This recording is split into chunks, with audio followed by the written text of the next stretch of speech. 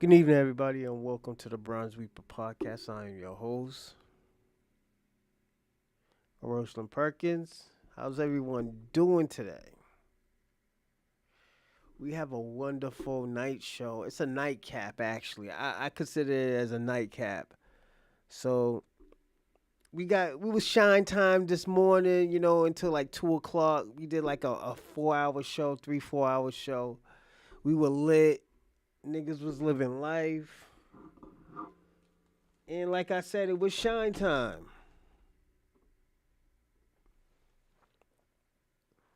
One thing I want to say to everyone, the shit that we the shit that we create as a podcaster, this is bigger than me. And the reason why I say it's bigger than me cuz I am a brand. I'm not just a podcaster. I'm not just a content creator. I am a brand. The brand goes into media, filming, activism, indies, professional wrestling, to writing scripts, to putting people on. That's my thing. That's why I said I am a brand. I'm not just one thing. It's bigger than me. I have always said that. I always have said this is bigger than me. It's 10:25 right now in Massachusetts. Niggas is lit out here. Niggas is great. Niggas getting money out here. FBA's out here getting money. Foundational Americans always know how to get money out here. You know? We just try to we try to put everybody on, you know? But at the end of the day, we can't do this today. We can't do it, you know? And this episode is going to be about us. And the reason why it's going to be about us because hold on one second. I think I messed up the title.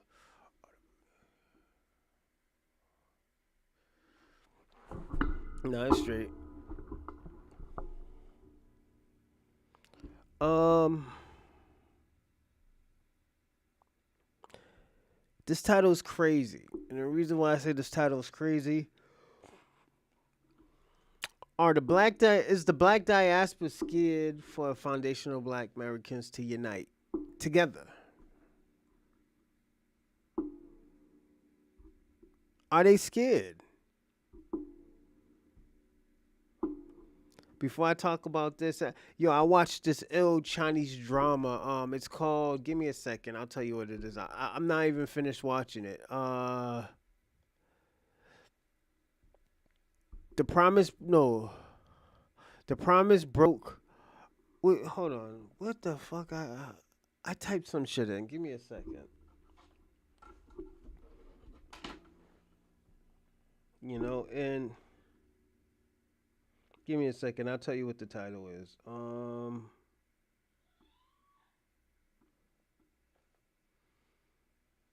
There's a promise.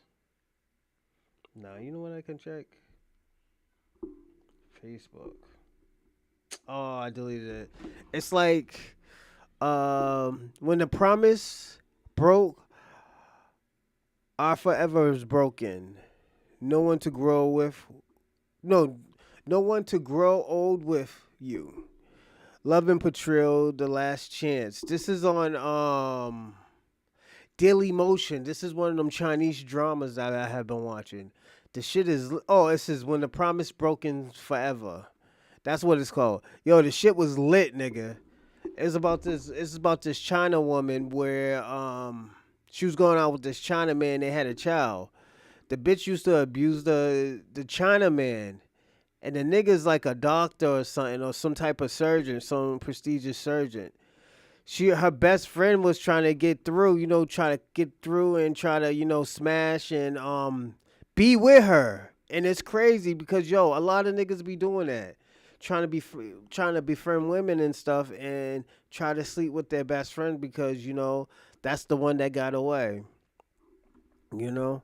Me, I just leave it is what it is. We friends, we friends. Fuck it. I don't need to fuck you. I'm just being personally honest. Ain't no pussy that great for me to be like, waiting for. I gotta be personally honest. Yeah, ain't no pussy like that to be waiting on for years and stuff. Talk about, oh yeah, that's the shit got away. Fuck it, you know. And I think most people need to be like that because at the end of the day, you keep on waiting on some pussy, yo, you're gonna miss some good. You're gonna miss some even better pussy. I'm just being personally honest, and this is for all y'all single niggas out there and stuff like that. Don't be waiting for no bitch out here. Even y'all bitches out, well, I can't even say no bitches don't be waiting on for no niggas out here because that shit is very rare. You know, bitches be have a thing to get dick down. You leave your bitch hanging, yeah, a nigga will dick down your bitch real fast. Quick, quick, fast, Ricky Bobby. Like you don't think I always tell people all the time, you don't think your chick be talking to other niggas where like nigga if you slacking it and if you just leave, yeah, yo, she already got to come up, nigga.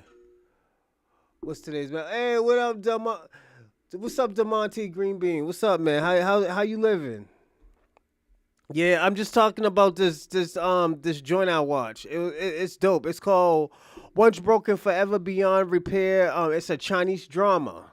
The shit was lit, nigga. It was about I'll explain it. I'll start over again. All right. It's about this China woman. She used to go out with this Chinaman that had a child, and the bitch was verbally abusing both of them. I think the son had some type of kidney disease or some liver disease, and the China woman wasn't believing him. So the bitch was what the fuck she was doing? Oh, so she was hanging out with her friend, befriending her friend's child and stuff like that. Like it was so bad that like yo, the chick was the dude the friend was the friend's child was calling the chick the China woman Mama Sue or some Mommy Sue or some shit like that. It was fucking crazy. And like yo, she used to mistreat her own child just for the other child and stuff like that. Like the fucking kid was in school and it was like a parent teacher conference and the fucking kid teared up the biological kid's picture of the mother and the father and the China woman. Yeah, this shit's crazy. Yeah, it was a struggle out there for him and stuff like that. So this nigga, yo, he's trying to give her chance after chance, and the nigga just leaves. I'm on the part where the nigga just flex. Yo, the kid, the little kid that tripped biological shit kid and hit his head. Then after that, the father was like, "Yo, what the fuck you doing?" The kid just fake act like he fainted, and they brought the kid to the hospital. And her kid, the China man, had to bring the kid to the fucking hospital.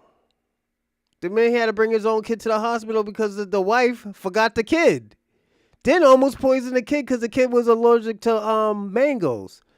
Bro, you say niggas too much for those. Don't get the okay. I'll calm down on it. I'll calm down on it just for you. Since you said off of strength, I'll calm down on it. But yeah, homie, yo. So homie was like, he brought the kid to the hospital. Yo, homie was fed up. So the Chinaman, yo, took a job somewhere else and flexed. I know it's a habit. Yeah, but I'm gonna cut the habit for y'all. All jokes aside, I'm gonna cut the habit for you. Just cause you said it, I'm gonna cut it. Um, yeah. So yo, the homie, he flexed out on the China woman, and the dude was still in. Yo, her friend was living in the house with both of them. The dude didn't have a job or nothing. So I guess yo, she had this big report where she had to give to like this CEO type of dude. Yo, the kid wrote all in the folder and stuff and like destroyed the whole thing. And the Chinaman was like, "Yo, what the hell is this?" He's like, "Yo, what are you giving me?" He's like, "Yo, I can't mess with y'all." And he just left. And the president looked at it. He's like, "Yo, what are you doing?" She was like, "Yo, what are you doing to the other girl?" He's like, "Yo, you about to get both of us fired." And she started having, I guess, a panic attack or some type of liver disease. For your channel, CJ. No, I got you. No, I'm gonna do it. Thank you, man. Anything to make the channel better. This is bigger than me. That's why I said in the beginning, this shit's bigger than me. Yeah, you good, bro. You good. Thank you. But yeah, it's just like it's crazy. Like yo, just looking at it, I just only watched half of it already before I started, and I almost yo, this is why I started so late, man. It's like 10:30 right now, but yeah, I started like 10 minutes ago, so I should have been started. I should have started at 9:50, but I was like, oh shoot, I'm just watching it, and I was like, oh shoot, I got to do a podcast. So bust it. After that, the girl trip and fall, and she's trying to chase after the car with her husband and the child. So it just that's where I left off at right now. So yeah, she's in a bad predicament right now. She about to lose everything, man. That dude was taking care of her and everything. An older cat. I mean, nah, you good, bro, homie. You good. There's nothing wrong. You're helping me out, and I appreciate that. That's why I say, yo, there's nothing wrong with it. But I'm gonna tell y'all about my day today. My day was pretty chill. I actually went to go get some Popeyes, get the lemon pepper chicken. And 40 plus, yeah, I'm 40 plus too, man. Yeah, I just turned 40 like 2 weeks ago, I think. Yo, I'm gonna be personally honest, yo, just how my mindset is, I be forgetting how old I am. I be forgetting like I'm so young because I do so much of stuff. This is why I don't celebrate my birthday because I do so much. And that's my celebration right there, is just, just handling the goals that I want to handle. So, like, yo, when you get older, it's just don't be like, damn, I'm mad old. It's just, yo, you try to do as much as you can. I'm talking about physically, socially, mentally, spiritually. If you could do as much as you can, yo, you forget how old you are and you'll be in your prime. You could actually see how perfect you are. Like, you'll find the perfect you. All jokes aside, you find the perfect you. So, everybody always get mad when they turn 40, but nah, you're just the perfect you. I always tell people that. And the reason why I just, I think people in this era is because also, too, we don't live that long. Don't forget, when I was growing up, I was blessed that I lived past 25. All jokes aside, I didn't know I was going to live that long, you know? And this is just coming from a person that has been fucked up towards people. I already have got my karma. I have lost everything, so and I just had to gain everything back. I had warrants out. I had to beat a case that like some shit that I didn't do. I dropped out of college, then went back to college. Yeah, I was a sapper in the military. If I didn't tell you, look it up. You can understand. Yo, honestly, yo, I must say this. My little brother right now, I don't even fuck with my little brother like that. But he's in the military right now in Texas. Cause I know you in North. North, right? North Dallas? Before standard. Yeah. No, and yo, thank you for your service. All jokes aside, thank you for your service, man. You didn't have to do what you did, but you did it, you know? If I was younger, honestly, yo, if I can do it, I would go into the service. I would go into the military. Cause I think once I got older, I really got into like firearms. I like the gun range. I like all that cool shit. And also too, I understand why my family were a firearm family, a gun family.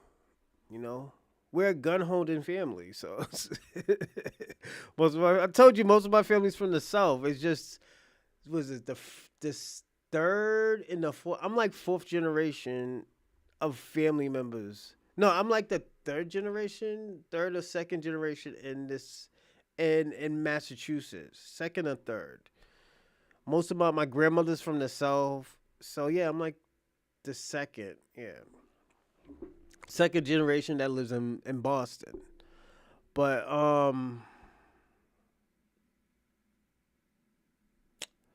I do want to say this. I understand why it's great to have a firearm, It's good to know gun safety and stuff like that. You know, uh, at at certain points, these last few presidents, it won't have been a good. Yeah, because they were borderline liberals. Well, liberals like Massachusetts is a liberal state. Boston is a liberal state, so they protect the suspects more than they protect the victims. If we go down south, it's more conservative, where like yo, you got your stand your ground law. I have to get beat the fuck up just to bust a grape. So and me, I can take a hit. So you hit me, yeah, okay, I can take that hit. I could take that. I could take that lick. But I'm gonna pop you. That's the difference. That's why I always tell people all the time. I don't mind holding a firearm. I don't mind learning the laws and all this other stuff. It's tricky in Massachusetts. This is why when Michelle Wu was talking in Capitol Hill, a lot of people in Massachusetts didn't agree with her. You know, a lot of them didn't agree with him because if we can't protect ourselves, who's gonna protect us? You know, like you made up a great a valuable point where these laws got tricky with a few of these presidents because they try to make it harder to even get guns. Like the reason why I'm gonna be personally honest, the reason why we have gun license now in the United States is because of the Black Panther. They ran up in the city hall with guns. But at the end of the day, they wasn't breaking no laws. That was their Second Amendment to have guns and to protect themselves, to bear arms. So who are we to add more policies on to having firearms? If we are American citizens, if we know the laws, why can't we protect ourselves? I personally feel like if everybody had a firearm, everybody would have more respect. Cuz everybody's playing on an equal playing ground. An age limit, I can agree with that. It does need an age limit cuz we do have these kids out here that just a motherfucker be willy nilly with guns and stuff and shoots up schools and shit. So I do agree with that. The value of a military was discovered. Your limit, physical, and pushing past it. You become a weapon with no gun. Yeah, absolutely. Hey yo, did they teach y'all judo in the military? I heard like judo was super dope in there, and they do this thing called what was it? It's another style. It's a fighting style. It's kind of like a monkey style, but the Shaolin used to do it, but they kind of banned it because it's like people can actually really get hurt. Yeah, they call it like monkey style or some madness. You know.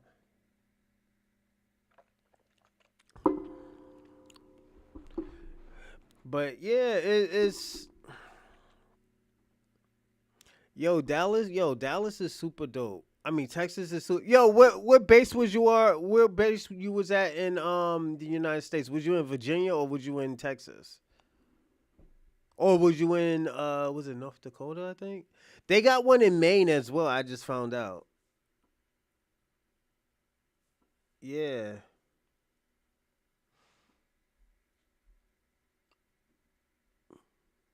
and give me a second. You know what I need to do? Give me 1 second. I totally forgot to put my email address up there. Also, too, I'm gonna put my address up here, and if y'all ever want to email me, hold on, what's it? Batman base used it, use it. That force, special force, the Delta Force. I was in. Oh, Washington. Okay. Oh, salute to you, man. Yeah, my little brother right now, he's in Texas. I think he's staying in Texas, but it's straight. I heard he's married, got a car and some other madness like that. Hold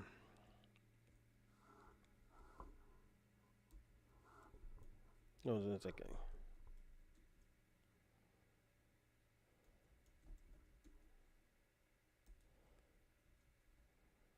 Hit the email.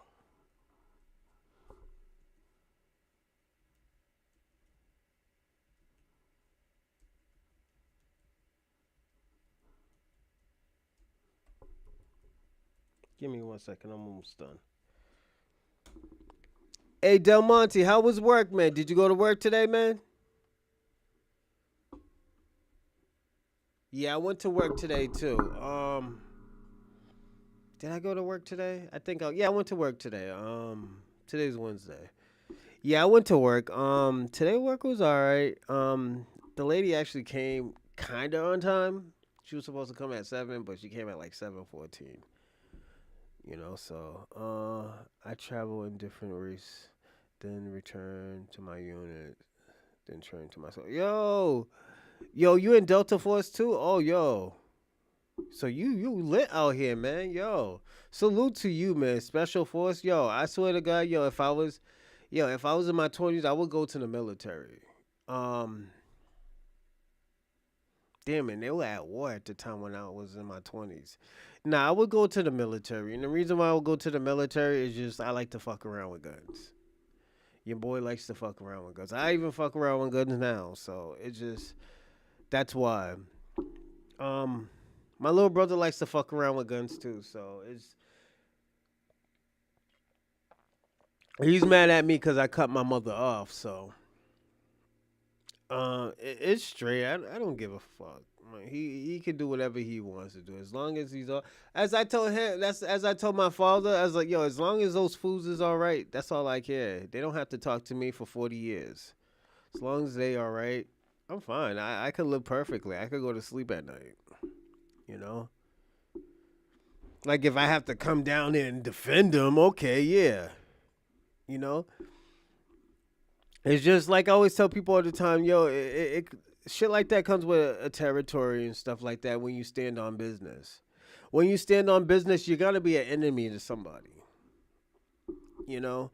And this is what this topic is about today too is it's about foundational black Americans standing on business. It's not about hating nobody. It's not about being divisive. It's actually, you know what? Standing 10 toes down and doing what we have to do in life, you know? And this is why I picked this question because we need to unite together. We need, like, black Americans need to unite together. All this, uniting the black diaspora together, not right now. It's just not going to work. It's not going to work because at the end of the day, these people that we're trying to unite with is going through a power struggle. They want to be us. And the reason why I say they want to be us is because, hold on. No, I can't work yet. My oldest son is my son. This is my youngest son. He says, "Well, I'm going through her. No." Oh, my son got autism too. Yo, your son is lit right now. Yeah, my son got autism too. He's lit out here. He's living life, running around. I gotta. The thing about it, I gotta focus on him more than my daughter. Yeah, and that's fine. With me, when I first heard of it, I always tell people all the time. When I first heard of like autism, I was all scared. I'm like, yo, what the fuck is going on with my son? And y'all gotta explain to me what's going on. And they was like, yo, he's just on the spectrum. And I just look at. Let me tell you something. I always tell people about my life when I was a little kid. I still remember it. When I was a young kid, I was just running around acting a fool and stuff. I learned stuff very fast.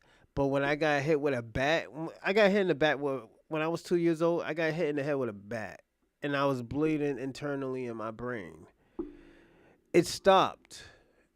I don't know how it stopped. My grandmother said she prayed on me and some madness like that. Do I believe it? I don't know.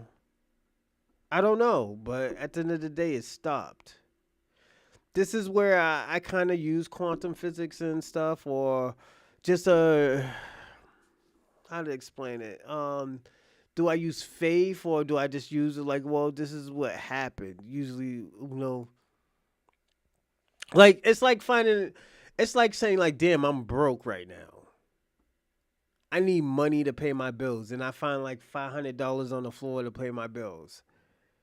Damn, was that God or did somebody just drop that money on the floor and I got $500?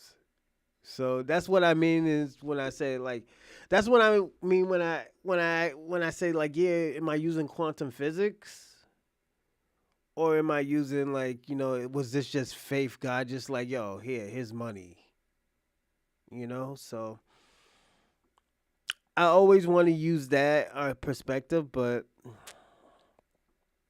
that's how shit be going. That's how shit just be lit like that, you know. Um, I do want to say this though. Yeah, my youngest son has autism, and I think he's super lit. Sometimes I be wishing that I had autism, and the reason why is like, yo, kids with who had autism, they are who they are. So, and that's why I always accept my kid. My kid plays too much. He'll jump on me, and I was like, no, don't do that. And he'll keep on doing it. I'm like, yo, what are you doing? Then he's like, oh, okay, yo, let me stop. And it's just like even with me when I was younger, when I got hit with the head with a bat, I had to relearn everything. I was so behind that I had to relearn everything. And when I did relearn everything, things was just like when I look at something, it's like 500 million things, and I'm like, yo, what the hell is this shit? I started smoking weed and stuff like that, and stuff just started coming to me. But when I'm older now, I always have to understand. It's like, damn, I really didn't need weed. It's just I learned differently from others. You know. So when I always tell people when I learned different, okay, cool. Let me learn different. I learned differently. So as long as I get it, that's all I care. That's why me, I always ask millions of questions. That's why I am who I am. Uh, I always tell people all the time is there's nothing wrong with having autism or a learning disability or special education and stuff like that. As long as I learn, that's all that matters. And let me tell you, when I started, I've been like, what was that? When I was young, I've been in special education since I was in fifth grade. Then I was in special education until I graduated. But I didn't need it. Oh no, no, you're good. You're good. You're good. No, you're good. You're good. But there's ways of learning, and like it's just we just be in that type of situation. You just have to find something that works for them. Me, it's in my life. I always have to find and figure out things of my son learning differently. Like me, I really don't talk about my son because at the end of the day, I just want him to have a normal life. I haven't. I'm gonna be personally honest. I never had a normal life. I'm just figuring like I always have been normal, but I didn't have a normal life. Like I always tell people all the time, I was always one foot in, one foot out. My mother went to school. My mother got her bachelor's, then after that got her master's. First she got her associate's, her bachelor's, then her master's.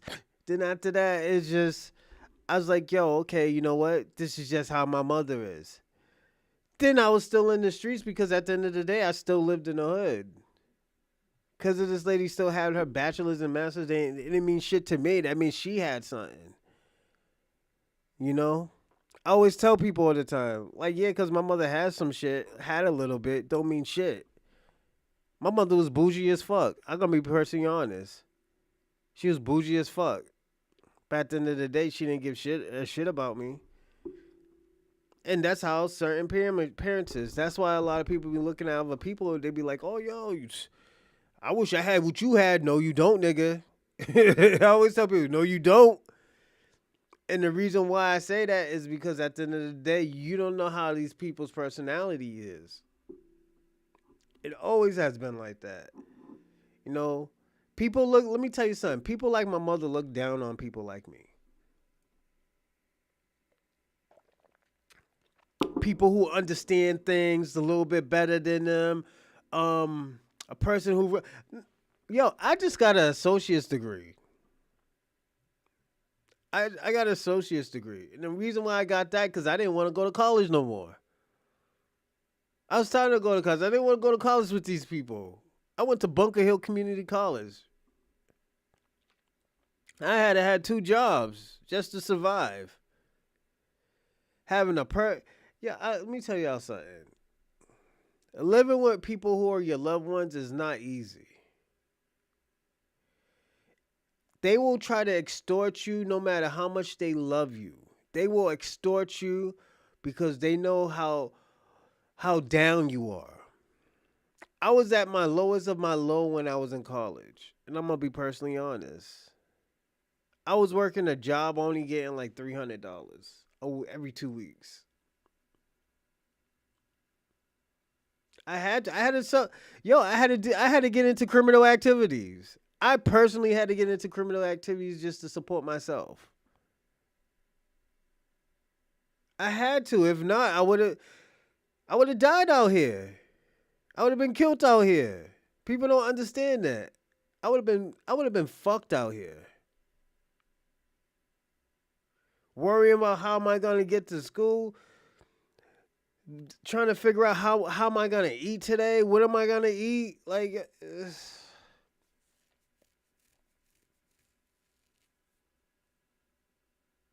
damn, do I want to go home to this bullshit? Like I had so much stuff to think about, man. That's why when I had that warrant out, I was like, yo, okay, you know what? I need a bucket list. I don't know if I'm gonna live past fucking 30. The way I'm going, I don't know if I'm gonna live past 30. I'm gonna die from stress or I'm gonna die from somebody shooting me because they hate me or I did some shit to them.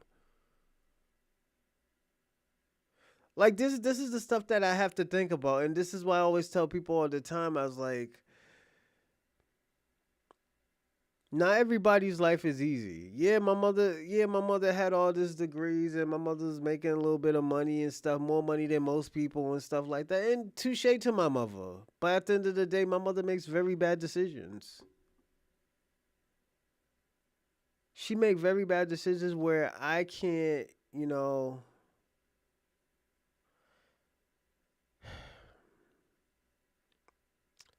I couldn't risk.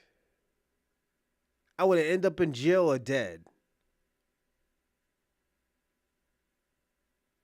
Because with the way how my mother was going, I had to carry a illegal gun. What's good, Randall? What's good, man? Shout out to Randall and Del Monte. I like giving y'all shout outs and stuff like that. Yeah. Y'all were lit out here, man. Y'all got me lit out here, man. I'm being personally honest. I always tell people all the time, I would never thought I would be lit like this ever. Let me tell you how lit y'all got me. YouTube was already saying, yo, congratulations, you got 100 subscribers. I was like, 100 subscribers? I was like, yo, 3 months ago, I only had like 20, 30 subscribers. Y'all got me lit out here. Y'all actually make me feel like I'm doing something right. You know? Thank you, man. Like, I appreciate it. Salute to Rando and Del Monte. That's my wrestling coach's name, Del Monte. Chase Del Monte. That's his name. He's a professional wrestler. He wrestled like over 20 years. He was trained by Killer Kowalski. Killer Kowalski is one of the greatest trainers of all times, if not the greatest wrestling trainer. He trained Triple H, Perry Saturn, Kofi Kingston, China, Tommaso Ciampa, Kazarian, who else? Flip Gordon,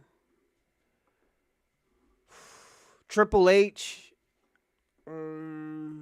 Triple H love Walter. Killer Kowalski.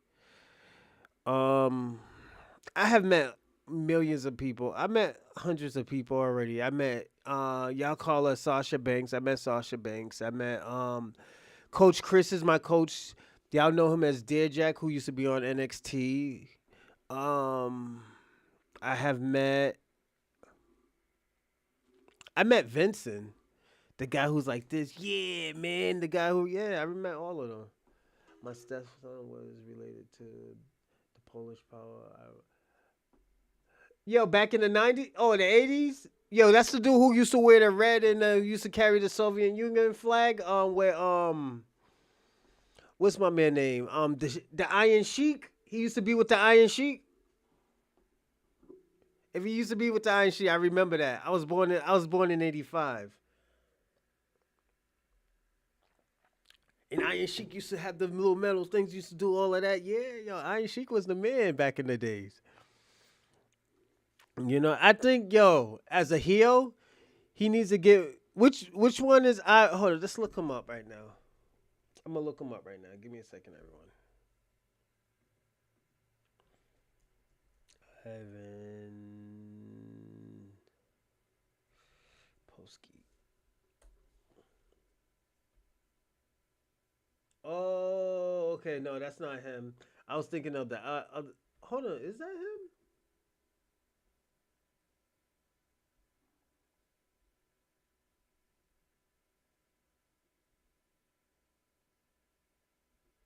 Nah, that's not him. Give me 1 second.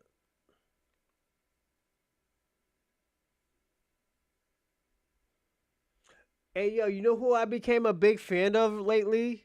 Paul Orthorn. He was by himself. Oh, okay, okay. So now I don't know him yet. I gotta. I'm gonna watch. I'm gonna watch some class. I'm gonna watch some wrestling on him tonight. Or tomorrow morning after I do a show tomorrow morning after I drop my kids off. Putski, Ivan Putski. Yeah, he's big as fuck. Yeah, I was just looking at him now. Hold on, I'll show you a picture of him. Yeah, that's him right there. Ivan Putski, Polish. Oh, yo, he was lit back in the days. That motherfucker still looks good, man. You know, and he was a bodybuilder, yo. Back in the days, they used to train a lot of wrestling bodybuilders because that what was in. It wasn't about oh yo if you was a high flyer and stuff like that.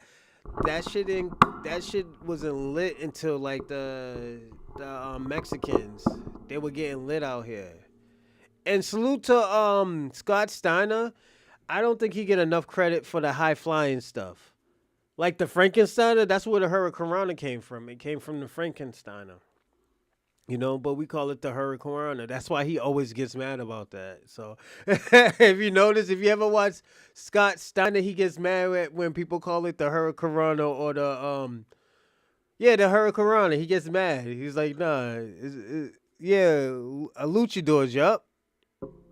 So yeah, that people use it. Yo, he got mad at it. He gets mad at it all the time because it's just like, yo, he created it and like you have luchadors just stealing it and calling it the Hurricanrana. Like I get his frustrations and stuff like that, so I can't be too mad at him about that. Like, yo, man, you being a baby, nah, cause somebody steal my shit and call it something. Let me tell you something. There's this move I do all the time when I do wrestling class. I mean class matches. It's a rolling neck breaker. Mr. Perfect does it. Snap, man, boom. Then you run, boom, catch the dude's neck, bam. It's a rolling neck breaker. It's a modified, yeah, rolling neck breaker. One of these guys in my class started doing it. I was so pissed off. Then he renamed it. Yo, I swear to God, I'm gonna tell you personally honest, I was so petty. I think I chopped a dude at least 15 times in one class match. Cause he thought it was so super cool to do it on me. And my coach was like, yeah, he's gonna get mad. He's gonna get mad. He doesn't look mad, he's just smiling, he's just watching.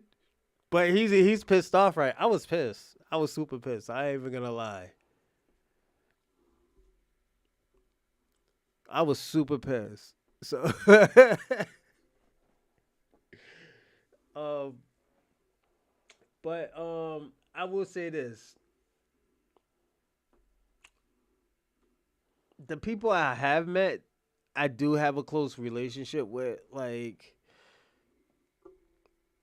I think the only people who ever made me starstruck, um, oh yeah, I met Carmelo Hayes. I thought he was like 6'1". That dude, I'm taller than him. I didn't know I was taller. I thought he was like 6'1". But the thing about it, I didn't know how like TV was because I never wrestled at that time. So I was like, oh, I was just in a trap house, like, yo, this is what I want to do. And there's a girl with a crack pipe talking about, yeah, you can do it. So I was like, yo, you know what? I'm not coming back in this situation ever again. So yeah, she had a crack pipe smoker crack right near me, talk about, yo, you can do this. And we're watching chaotic wrestling together. And I was watching the Carmelo Hayes. At that time, he was called Christian Casanova versus JT Dunn.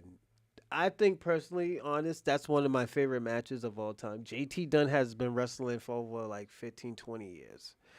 Um, Even just talking to JT, he makes me nervous. I always tell people all the time. I say, yo, JT's so cool, but he makes me nervous. This guy makes me nervous at all. He's from Rhode Island, actually. If you ever had time to go watch him wrestling, he puts on great shows. I seen this dude. He did a quarter roll into a RKO, and like he got this. So, all right, I'm gonna tell y'all the backstory of him. His signature or his finishing move is I had a phone call. I'm back. Oh, salute, salute. Yeah, yeah, yeah, yeah. We just chatting wrestling right now because Rando's family member is the Polish powerhouse, Ivan Putski. I think I remember him, but I don't think I remember him. So yeah. So I was just telling him some like wrestling stories and stuff. I met this. I was telling him about this guy named JT Dunn. If you ever it's JT plus DUNN. He's a Rhode Island Indies wrestler. I think he should have went professional, like WWE or AEW. He has done a few AEW matches, but I feel like he should have been on the main roster. That's how good he is. So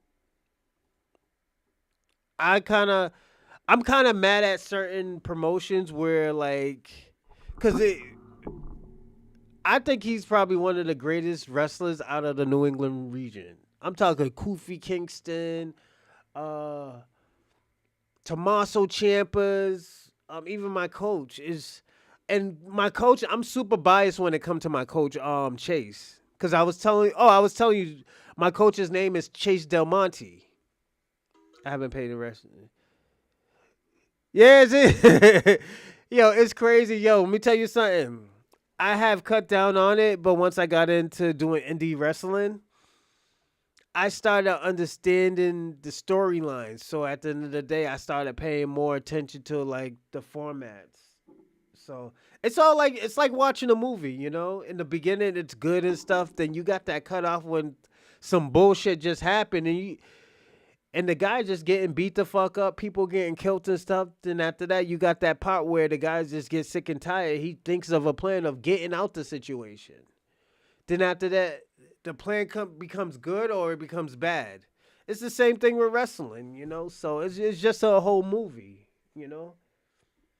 So it just I always tell people that it's a movie. You're watching a movie, you know.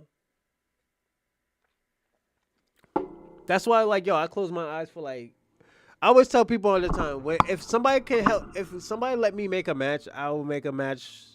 All I will do is close my eyes for like 5 minutes and figure out what I want to do. You know, so yeah, Junkyard Dog and them. Yeah, my favorite wrestler is Mr. Perfect. That's my favorite wrestler. You know, wrestling will never be like that. Yeah, it's true. But I will say this era of wrestlers now, they're very athletic. They're super athletic. They're not just big. You don't have to be big to be a wrestler. You just got to be super athletic.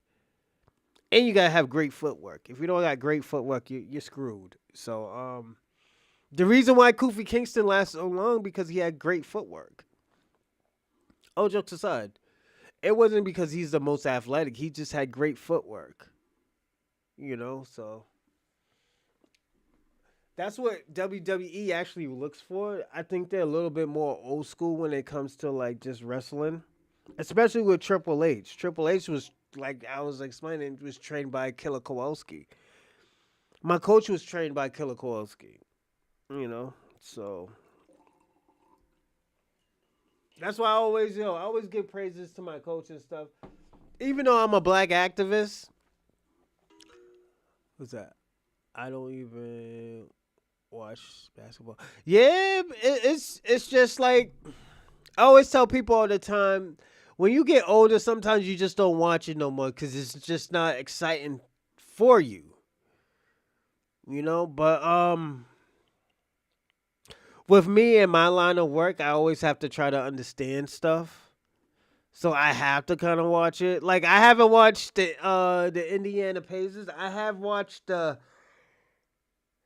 OKC and Denver game. I have watched it. Um, because I bet you like the yo. I bet you this, Del Monte. I bet you back in the '90s and the early 2000s, you could see who was the best team and who was gonna win, who was gonna lose. You probably had that type of aura. But in this aura, it's a different aura. If it's a different time, we can't even tell anymore. Who expect OKC to go to the Western Finals at this time? Yeah, like I can't even go farther for you. Me, I used to watch highlights on Bill Russell. Bill Russell's my favorite basketball player. That's why I got him on my wall. He inspired. Let me tell you something. Bill Russell inspired me to do a lot of stuff. You know, one thing it was to make sacrifices. If you can't make sacrifices for your peoples, then what are you living for? Bill Russell made sacrifices, you know? And sometimes it cost him his family. Sometimes, yeah, it was a sacrifice that he had to make, but at least he made it. And it was for the greater good, Michael Jordan, he really didn't make no sacrifices. And I'm gonna be personally honest, and everybody's like, "Oh, well, he went to baseball." Well, he had to go to baseball because he got caught up in that gambling shit. So it's like, yo, let this shit cool off for a second. Bill Russell was playing by himself. Yeah, Bill Russell was the shit. He shut down one of the greatest basketball players of all time, Wilt Chamberlain. Wilt the Stilt. Yeah, Wilt Chamberlain is probably one of the one of the greatest centers of all times. I think he don't get that much credit, as he deserve. But yeah, I was watching that. Yo, Bill Russell was jumping over people and shit. Like, yeah, he didn't score. If you could tell, he didn't score that many points. He only scored like less than 15,000 points. Yeah, 14,522 points. Bill Russell could have scored more points if he wanted to, but it's just that's why he won 11 championships. He didn't have to try hard. And he's a back-to-back NCAA champion. Only person to ever do that again is probably Lou Albana, as we call Kareem Abdul-Jabbar. So, yeah, that's Kareem Abdul-Jabbar's real name. Lou Albana or something like that, yeah. And you know what? You want to hear something crazy? I have met Kareem Abdul-Jabbar at my college, at my community college. He was talking about Muslim, was it the Islam belief and was it Islamophobia and stuff like that? Yo, he's super fucking tall. The tallest people, like the super tall and stocky people I ever met in my life was this what's his name? Donovan Dijak. Dijak, Kareem Abdul-Jabbar. I met this dude named let me see. Yeah, Elsina, that's his name. Who else I met that was super tall? I met this dude who was stocky. Remember Baby Shaq from Air One? I have met him. I gave him my jersey. I wish I would have never gave him my jersey because he was one of my favorite Air One players. And I wanted to give him and I gave him my favorite jersey. My favorite jersey was Dirk Nowitzki. I swear to God, I wore that once a week when I was a little kid. I love Dirk Nowitzki. That's my favorite. After Bill Russell, it'll always be Dirk Nowitzki. Even though what's his name? Tim Duncan is the greatest power forward of all times. Dirk Nowitzki, biasly, is my favorite basketball player after Bill Russell. Then comes LeBron James. And we gotta also give it up to Dirk Nowitzki. He has changed the game of basketball. He spread out the floor when he was shooting power. Cause don't forget, Dirk Nowitzki started off as a small forward. He was 6'11" at the time. He wasn't even 7 feet. He was 6'11". He started off as a small forward. And he moved up to power forward. Then he went to center for a little bit. Then went back to power forward. So, yeah. What people are doing now is not really different. So. But it was good talking wrestling with y'all. Let's see. Go skydiving one day before you get older. I don't know, man. Skydiving. It sounds super dope, but I'm very scared. I'm gonna be personally honest. And I have did some fucked up shit in my life where I was like, oh shit. I second guessing myself like, yo, should I do that? I don't know. Let's see how that turn out. All right, fuck it. Let's do it. That skydiving, I don't know, man.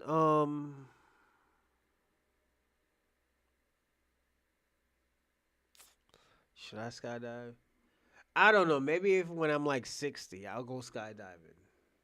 60, yeah. Me and some other folks.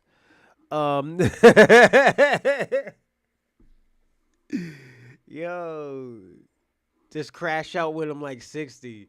Yo, let me tell you something. When I get older, just gonna be even crashing out even more.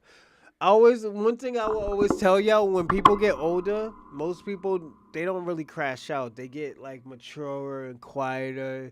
They have done all of that. So that's why a lot of people, when they say they get older, most people don't yell and stuff like that. It's just, I don't know. I think a person just gets tired of doing it. But I think I will always crash out. I'm gonna be personally honest. Get that fear out. You'll get mad at not being able to go again. Yeah, I might try it now since you said it, man. Del Monte, yeah, I might actually try it. Who knows? But I would have to go with somebody. I'm sorry. I don't think I could do that shit by myself. I will be scared. So nah, real talk, I will probably be scared. Oh, jokes aside, I will be petrified. But you know what? Let's get into the podcast. Let's get into the topic question. Are the Black Diaspora scared of FBA to unite? Are they scared? We gotta talk about that because at the end of the day, you'll beat your chest. Yeah, I think I will. I will try it. Yeah, just off the strength of you, I'll try it. I don't mind trying it. I might have to give it some time, but I'll do it. Within the next 3 or 4 years, I'll try it. And definitely, I'm gonna go live, like, go crazy and stuff. I'll be lit out here. But yeah, I do want to try it. Hold on a second. Damn, he's 245.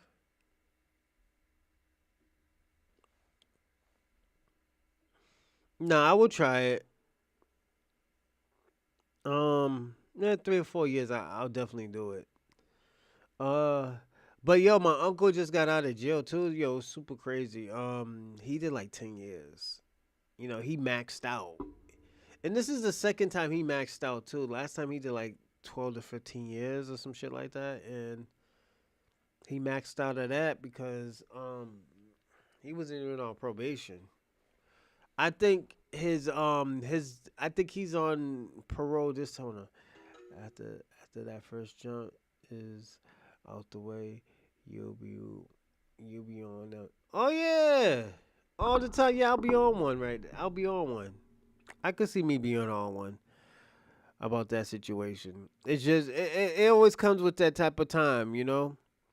And oh yeah, also today, yeah, we'll be talking about this, but we're gonna go into other stuff and like yo, we gonna after we finish this topic, we just gonna be going into random things. So if you just wanna like yo, just talk about some certain things and stuff and look up some stuff, like I did the whole joint where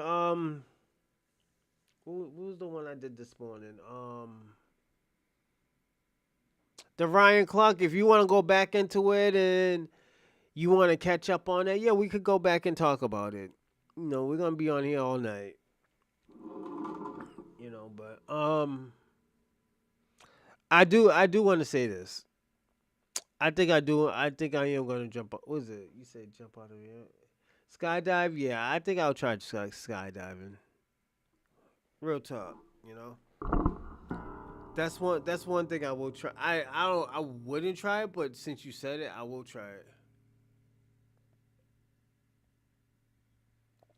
After that first jump, it's out the way. You will be on.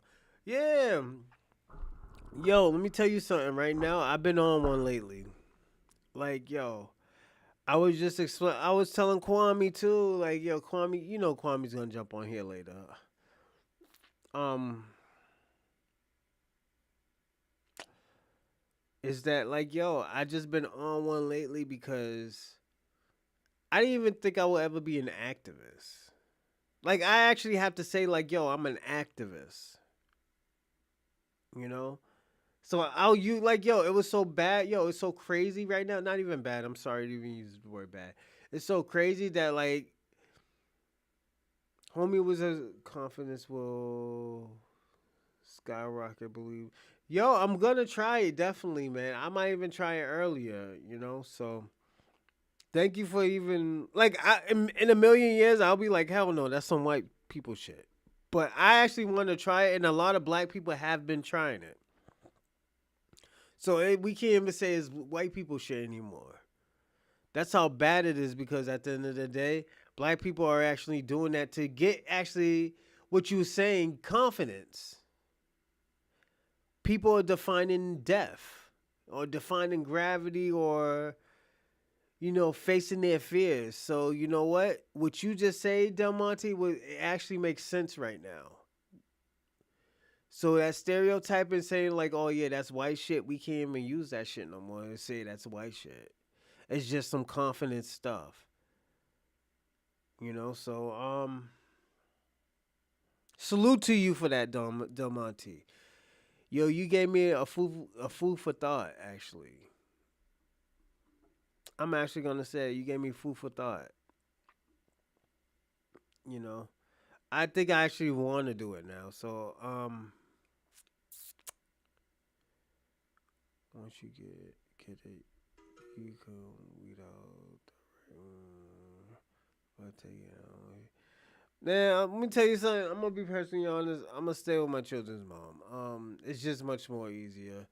All that going back and forth. Let me tell you something. This is what I figured out about women. They all the same, man. It's just what one's gonna make you a little bit more happier than the other. You know, that's it. Um, I'm just being personally honest. But this era is different, man. Yo, I could say this.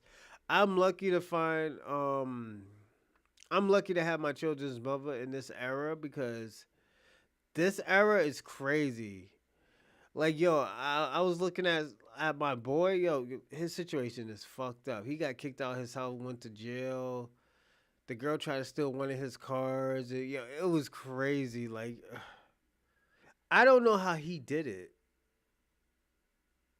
You know, it's just like this girl ran up in court talk about this motherfucker was selling drugs.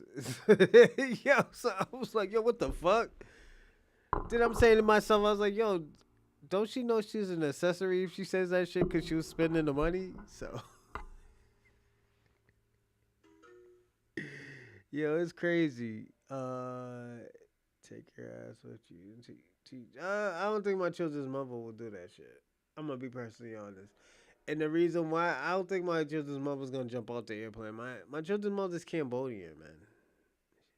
Yeah, she's Cambodian. That motherfucker ain't gonna jump on no motherfucking airplane. Girl barely like one if I drive a fucking car. So it's crazy. That's why she has to drive all the time because she don't like my driving because she gets sick or some weird shit happens. So one thing I learned in life, I learned how to adapt. One thing about life, if you can adapt to everything, you should be fine. Um yeah. I used to, man. I probably got mad kids out here that's a sister. But yeah, man, it's just one thing I always tell people all the time,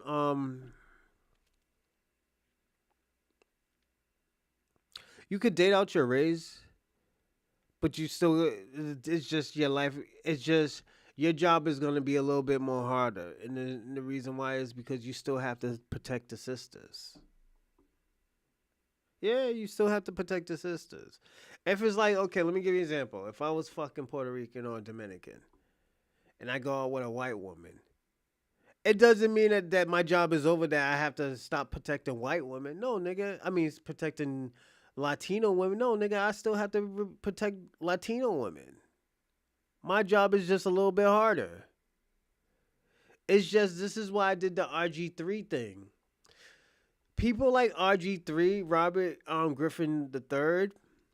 The reason why people look down on him is because he demonized black women. Me, I will never demonize black women. I love black women. That's my preference. It's just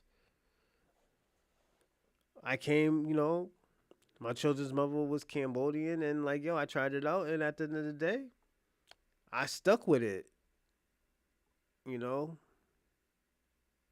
that was what was best for me. I think it was perfect. But at the end of the day, it doesn't mean that, oh, yo, don't date a sister. No, nigga, I'll tell you 100%, don't date Asian women. Date black women. Your life will be a little bit easier if you're a black man. Date black women. I'm going to be personally honest with you. Because it's just this is why I always tell people all the time I had to do the Jeannie Mai and Jeezy thing, and I had to explain. I had to be personally honest with y'all about why Jeezy didn't want to go back. I told you the truth. The reason why Jeezy didn't go back because Jeannie Mai is very disrespectful. Culturally, she's very disrespectful.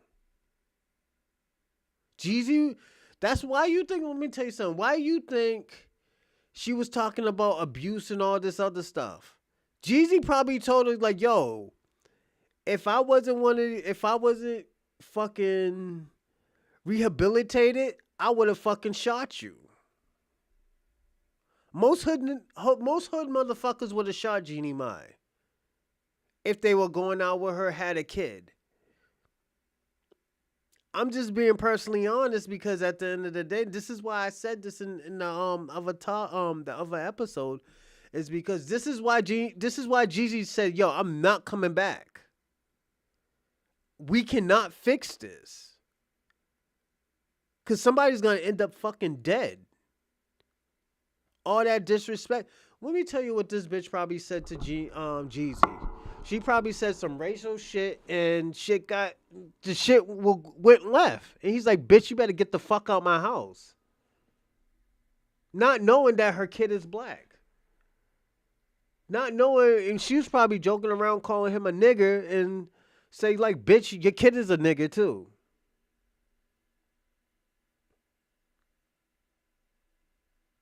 That's how let me tell you something, that's how certain traditions go left.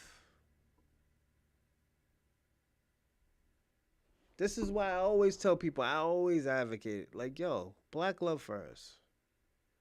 It's not no hate. Like, man, you love what you love. I understand that. But at the end of the day, if you want your life to be easier, a little bit more settled, I always tell people, I always tell people all the time, I've always been attracted to hood chicks, project women, the girls who was just out there. It's just, that's what I seen most of my life. All these other people, oh yo, I don't want these ghetto girls and shit like that. These motherfuckers is crazy.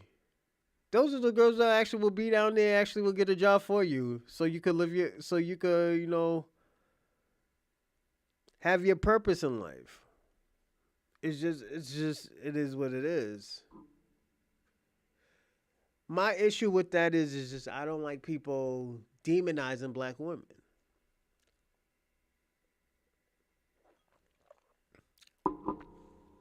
That's why when Ryan Clark had that conversation, is like, yo, when he said Robert Griffin III or RG3 will never have those conversations with his daughters about being a black woman because at the end of the day he married two white women. Me, my whole life I always dated black women.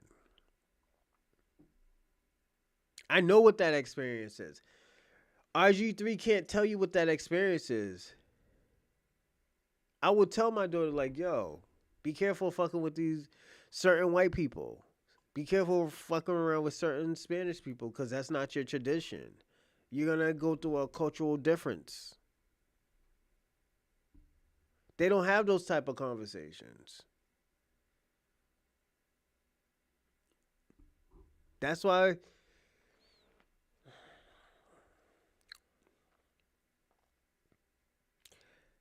I always tell people all the time. This is why I always tell the truth on my podcast. No matter if I look crazy or no matter if like, yo, damn, you did that. Yeah, I did that because at the end of the day, I didn't know. I didn't have the education at the time. Put it this way. Let me ask you a question. You think if I had the education at the time, I would have did what I did? No. But life works so differently where at the end of the day, shit works different for you. But at the end of the day, you still have to fight for the cause. Like my kids is raised black. That's all they know. They might know little words here and there and stuff like that, but at the end of the day, that's not my job. My kids is out there. You go there like, oh, yo, what are you? I'm black. I'm a foundational black American. Oh, what your mother is? Oh, she's Khmer. Oh, but I came out of my dad's nutsack, so I'm black. Those are black genetics. So, so it's super weird. It's like, damn, but yeah, I put like this is why I always tell people that I was like, yo, it's just a different. I always tell people it has been a different format. It's not a bad thing, it's not a good thing, but at the end of the day, you still have to keep your tradition. You always have to pass on your tradition to your kids. In this era, the reason why it's bad, and this is the reason why like interracial relationships is harder, because at the end of the day, somebody lose their tradition. And it's mostly black people that lose their tradition. I'm not gonna lose my tradition. First of all, I'm rough around the edges.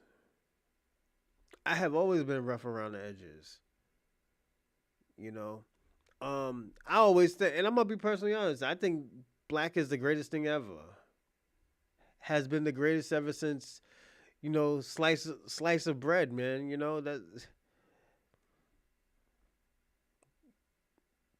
I'm just being personally honest. Ain't nothing better than black people.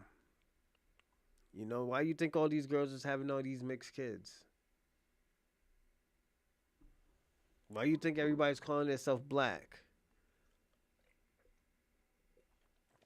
People are actually seeing the picture. But at the end of the day, people are trying to, and this is what I'm gonna say. This, I will be personally honest. I think people are trying to what's the word? Erase our existence. I will say that they are trying to erase our existence.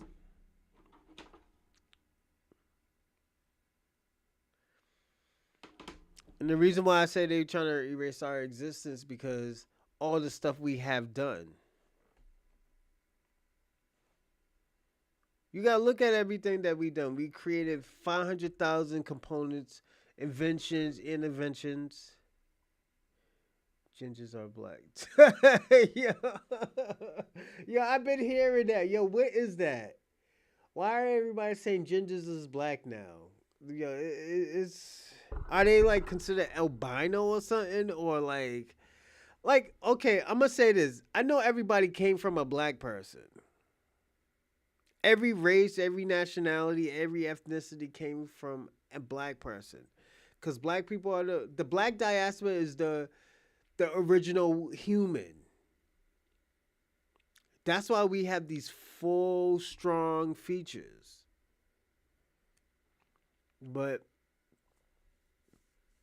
what is this ginger thing? I never got it. It's so getting crazy that gingers is crying that they're happy that they're black. Yo, it's nuts, man. I haven't. Yo, I would have never thought about that in a zillion years. Not even a million years, a zillion years. That gingers is happy that they're black. They don't. Let me tell you something. Most people don't want to be white, and I'm gonna be personally honest. Hell no. Fingers are Esau. Esau. Yeah. But you also got to understand, Esau came from a black woman, Rebecca. You know, Rebecca and Abraham. So that's why yo in the Christian Bible, you gotta be careful. I always tell people all the time, be careful with that Christian Bible shit because and it's not shit. It's just how I talk. You gotta be careful with that stuff because they always say, "Oh yeah, I'm blessed and God loves me because I'm the blood of one of Abraham, Isaac, and Jacob." But they're talking about all of them. They're not just talking about one because don't forget Jacob had a brother, Esau. So yeah, red with hair, yeah, absolutely. But at the end of the day, this is where Christians get the Bible all messed up. They get the Bible really fucked up. So this is if you're a Hebrew Israelite. Because when you say Holy Bible, it's for holy people. It's for special people. Most people, that's why when you say holy, it's not for everybody. You know, and that's why I always tell people all the time, I understand why people don't like the Bible. People dislike the Bible. So, because it's not for them. Sometimes that stuff is not for everybody. So, should I get mad? No, I shouldn't get mad because at the end of the day, that Bible, who had all those scholars, it wasn't for everybody. So, like I always tell people all the time, it's a weird situation. 12 tribe of Israel came from Jacob, not Esau. Yeah, it's true. It's true, but I wouldn't argue with you about that. Definitely. Cause yo, this is why I do reaction videos with Captain Tazaria. If you ever know who Captain Tazaria, he's a Hebrew Israelite from I think 110 West in New York. He's a seasoned vet. All I always tell people all the time, if you do the commit stuff, don't nah. I don't think that's the right person that you wanna like. I don't think you wanna debate him. He'll pull out some stuff where one guy got his wee wee up to another guy's mouth and it's commit stuff. So and he'll actually with this me, and you're looking crazy because you have to explain, Captain Tazaria, salute to Cap. He's a seasoned vet, but I always advise people don't debate him because he gets busy. Oh boy gets busy. Yeah, Cap. Yeah, Cap. Yo, he even gets Whack 100 pissed off. And Whack 100 don't get pissed off like that. Whack 100 usually win debates. So yeah, white people has had a prophet either. Yeah. Like if you go by the whole Bible, you'd be surprised, man. People talk about, oh yeah, there's no such thing as hate in the Bible. Yo, God hates people. Yeah. You'd be surprised. And I had I mind fucked my grandmother and my mother, pause. But I mind fucked them with the Bible, cause my grandmother been studying the Bible for like 50 years. And I told my grandma, "You read that Bible inside out?" She said, "Yeah." I was like, "Grams, well, why would you tell me that Jesus Christ don't hate nobody?" Cause I remember one time I was having a conversation. This is when the Iraq War was happening. I was like, "Grim, you talk about all this love stuff. Why do you accept the Iraq War?" And she gave me some crazy answer, and I was like, "Oh, okay, cool." I argued for like 5-10 minutes. She threatened to kick me out, so I was like, "Oh, okay, cool." So we're gonna move to 2023. I was like, Grams, cause my girls always used to talk about, oh yeah, you need to love everybody and stuff like that. I was like, hold up, Grams. I was like, you can't say that. I was like, I have read the Bible too now. So I explained to her, I was like, yo, does God love everybody? My grandmother was like, yeah, God loves everybody. Was it Jesus Christ? Was it his name? It was Yahweh, right? Or Yahweh Shai. Yeah, it was Emmanuel. I like that one. It was Emmanuel. Oh shit, that was a good one. I thought it was a Yahweh. So Jesus Christ, man, y'all just I like that one.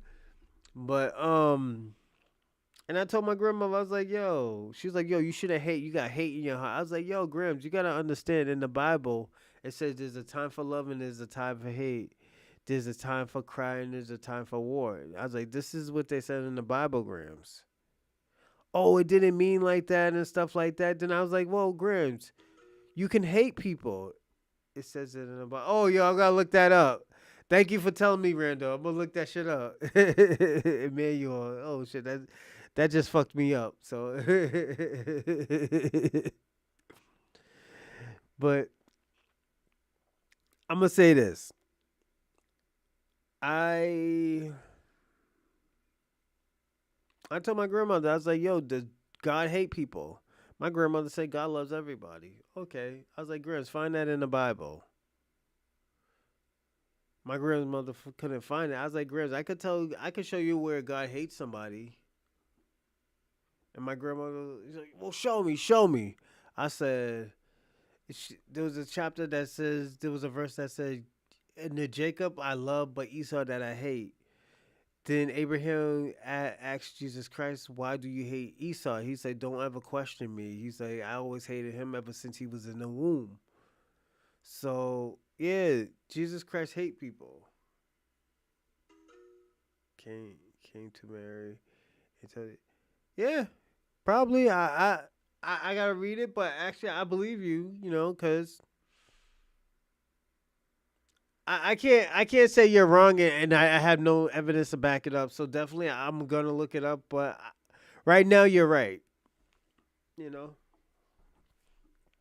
I can't even say anything. And this is where I get to this situation where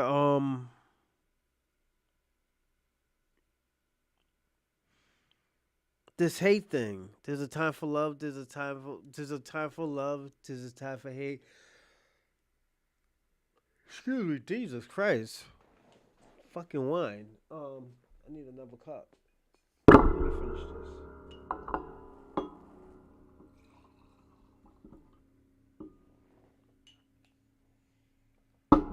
Like you be surprised, you know. Give me a second. I gotta look something up real fast.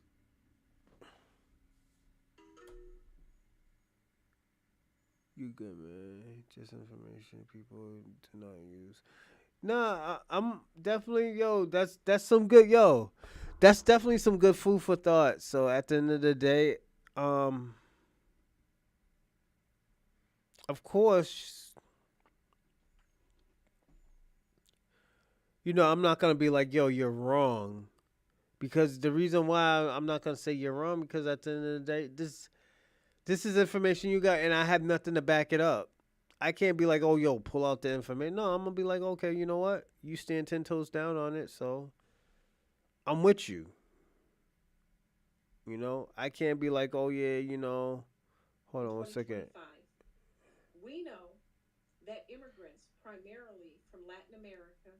Give me a second.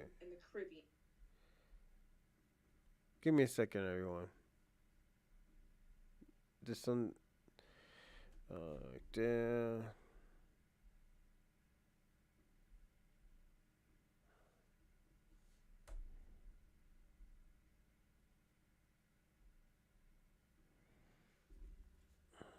All right, I'm back. Um, you good, man? Just information people don't know. Yeah, don't use. Yeah, it's true. A lot of people don't use this type of information. Um, but you know what? Let's start the topic question, man. Do y'all think? Do you think the Black Diaspora is scared of FBA uniting with each other? That's the question I always thought, because at the end of the day, when we do unite with each other, this is when they pull the Pan Africanism to us. Like, yo, Pan African, y'all trying to divide us from each other and stuff like that, and yada yada yada. And we're like, yo, hold on, we're not trying to be divisive, but we're at the end of the day, we're trying to, protect our culture.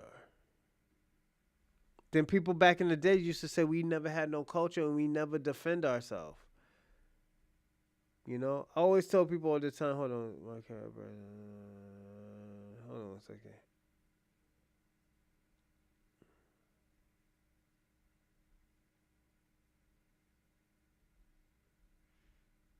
Give me a second, everyone. Damn, everybody's doing their podcast out tonight. Hold on one second, everyone.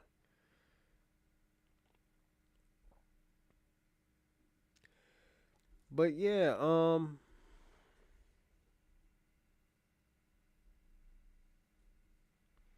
I do want to say this. I feel like,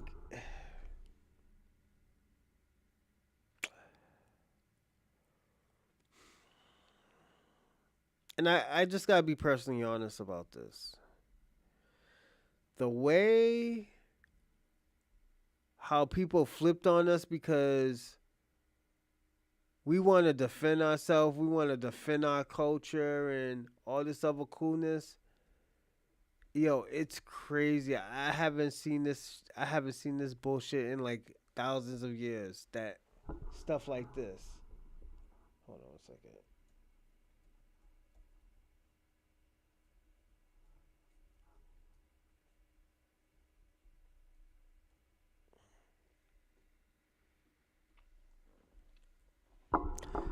Like, I do want to say this. Okay. We have been studying, we have been supporting Pan Africanism for ever since the 1910s. We've been supporting them ever since the 1910s. We started delineating from each other probably in the 70s, 80s, maybe even the 60s. That has always been a problem towards us because at the end of the day, we were stronger when we stuck together. Hold on one second. 2 years really. Democrat shot and killed during an event. Oh shit. Some shit happened.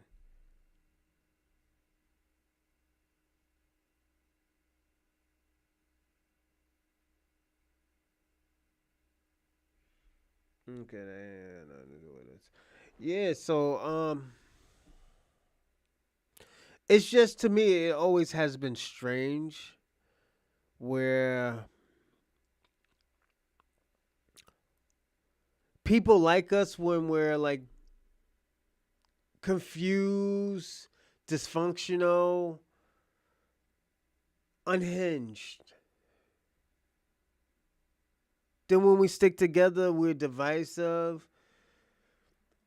We're prejudiced. We don't like immigrants and all this other stuff. Let me tell you something. One thing I always said about uh King Flex is that he has never said he hated immigrants. He has never disparaged immigrants. He has told them about themselves, but at the end of the day, it was never on no hate. It's just like, yo, you can't talk about us because of this situation. You can't talk about us because of that situation. You know? But we're gonna watch a video, and we're gonna watch this guy called Voice of the Ancestors. This guy got so much foul and disrespectful shit to say about Tariq Nasheed, but he was inspired by Tariq Nasheed. Now watch.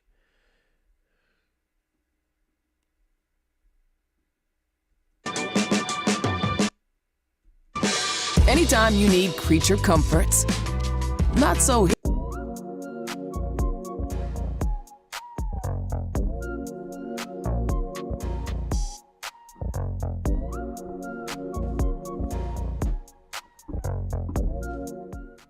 One of the epiphanies I had, Yeah. Playing college football and things of that nature. So when I got hurt, came back to Atlanta, I was down bad, just morale and things of that nature. I actually went home and my mother was like, man, you need to get out the house. You need to get out the house. So I went to the grocery store with her. Long story short, we came out the grocery store and we had the bootleg man here in Atlanta. He's selling like 5 DVDs for $20 and everything. So I was like, okay, man, I might as well give me a DVD. So I picked like 5 DVDs and he kept pushing me to get this one DVD. I'm like, I ain't really interested in that. He was like, you know what I'm going to do, young brother? I'll give it to you for free. Wow. Give it to you for free. Long story short, fast forward 2 weeks later, I put it in and it happened to be Hidden Colors. So he had bootleg Hidden Colors like 1 through 3, I think it was at the time. Wow. And that changed the whole trajectory, of everything I was doing. I realized at that moment I was bigger than football. Football wasn't, my pinnacle, was my limitation. Once I stepped out of that, the rest was history. So Hidden Colors changed it. Yes, sir. Absolutely. Love that, man. Here in the South, man, everybody play ball. I play ball. All my friends, hearing you, Southwest DeKalb, like what you said. Right. Y'all was some dogs, too. I appreciate that. Yes, sir. But blowing your knee out, torn ACL, you have this set vision of I'm gonna play football, but then now all that changes. What was that whole like transitionary period of Chase trying to find out who Chase is as a man? Well, I realized playing football that I love the game, but I was more so in love with the lifestyle that came with it. I think deep. every young black man has the idea of, taking their parents out of certain situations. Facts. And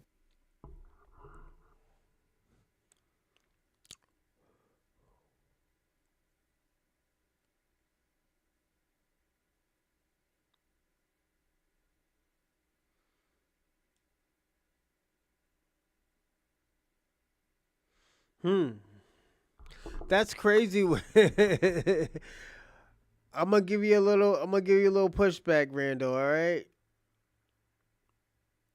Did or did not Jesus call somebody a dirty dog?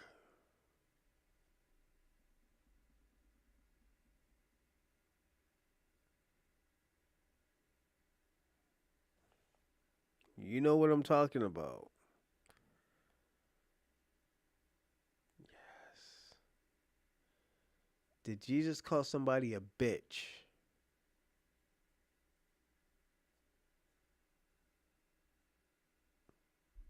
Buying them a house and riding around in the Lamborghinis, and so it was the Yeah. more so the lifestyle to come with it. When I got hurt and started, exploring things outside of football, I was like, oh man, that's possible with other stuff. That's That's possible real. if I'm good at stocks, I'm good at real estate. If I become good at these other things, and I don't have to worry about blowing out my knee trying to do that. You see what I'm saying? So it was a thing. It was really a blessing in disguise. That's one of the greatest things that ever happened to me tearing my ACL. And the funny thing is, when I toured, it was on the last play of practice. Wow. Right before the game. We weren't even supposed to run that play. Somebody had messed up, and coach said run it back. And I ran it back, and that's when I tore out my knee. So, man, I think it was a blessing in disguise. Man. And it was, an incredible opportunity. Without getting hurt, I wouldn't be here today. Man, that's beautiful. Absolutely. Hidden colors, bro. You wasn't even supposed to see it. And again, that's how you know. Right. Jesus went amongst the Gentiles, came back and said they couldn't be helped. But isn't Gentiles Hebrew, but they just don't have the culture? The person that he said that to wasn't a Hebrew. He wasn't an Israelite or wasn't a Gentile. I'm giving you a little pushback, a little food for thought. I could be wrong. Who knows?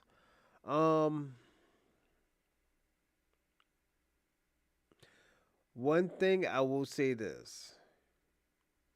Yahweh was an alpha male. He was the men of men. I don't know, because don't forget, the Romans was considered Gentiles, but they were black. They were Roman blacks, and they were considered Gentiles. The only thing that was different is that they then never followed the culture or the lineage or the roots of the culture, the rules, and the certain stuff that would make them Israelites. At those times, I don't think white people were involved. That's why they always say, like, yo, the Jews killed Jesus. Hebrews killed Jesus. Yeah.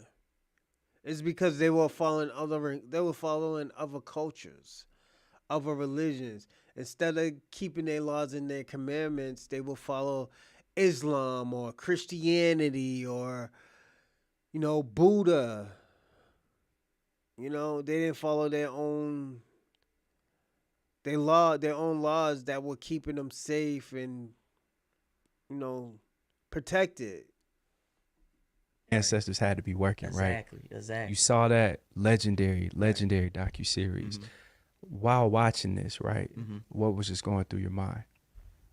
This is lies. There's no way. All that anger started settling in. Yeah, it's no way, because I'm somebody, I'm born and raised in Atlanta. Yeah. I grew up black elementary school, RBJ Harris. Shout out to RBJ Harris, traditional theme school, one of the best theme schools in Georgia. Went to Chapel Hill Middle School. Yes, I went sir. to black schools my whole life. Yeah. So as a black person, I'm supposed to know this type of stuff. It wasn't like I grew up and went to prep schools and white schools, and you was in a black city. Right, I was in a black city. So Yeah. I'm like, nah, this is not true. So I'm the type of person, every time I saw stuff, it took me, the first Hidden Colors, it probably took me 3 weeks to watch it. Wow. Because every time I heard something, I paused it and went to go look it up. That's beautiful. Because I'm like, man, I ain't finna waste my time. This dude lying. He gotta be lying. You know what I'm saying? So I looked up the Moors. I started looking up Kemet, because psychologically, I didn't even realize that I started believing the Kemites were white people. Wow. Because just from seeing it, watching the History Channel, when they bring up Egypt, bring up white or Arab looking people. Yeah. So psychologically, that's the picture you have of the Egyptians. Yeah. So I just remember. And when he said that, Rando, he was talking about Hammonites. Those people who were commit, they were Hammonites. They weren't even Israelites. They were Hammonites. But going back and doing all that research, and it was shocking.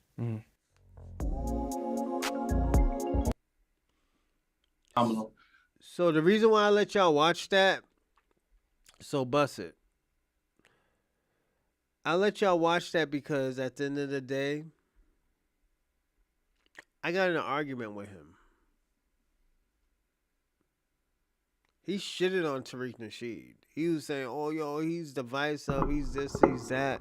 But at the end of the day, all his information came from Tariq Nasheed. This is why I said what I said last episode and a few episodes ago. Tariq birthed half of these niggas that are Pan-African. Tariq gave these niggas pride and inspirations of supporting their country, their tradition, their culture. And all these people turn on him because he want to help black Americans get reparations. How much sense does that make? Like I always tell people all the time, that's the only problem I have with these people. The problem I have with these people is that they can't accept that black Americans is trying to do something and fix the situation that's going on. We're trying to change the narrative of how y'all see us. We're tired of saying like, okay, yo, see what we're doing? That's not us. We're changing the narrative. We're making this shit different. Easy now. Now we got another obstacle because at the end of the day, we got immigrants coming to this country and undermining us instead of being on our side. Cause us niggas ain't getting no money. Fuck these niggas. We're gonna get these niggas out of here. We're gonna be the new niggas.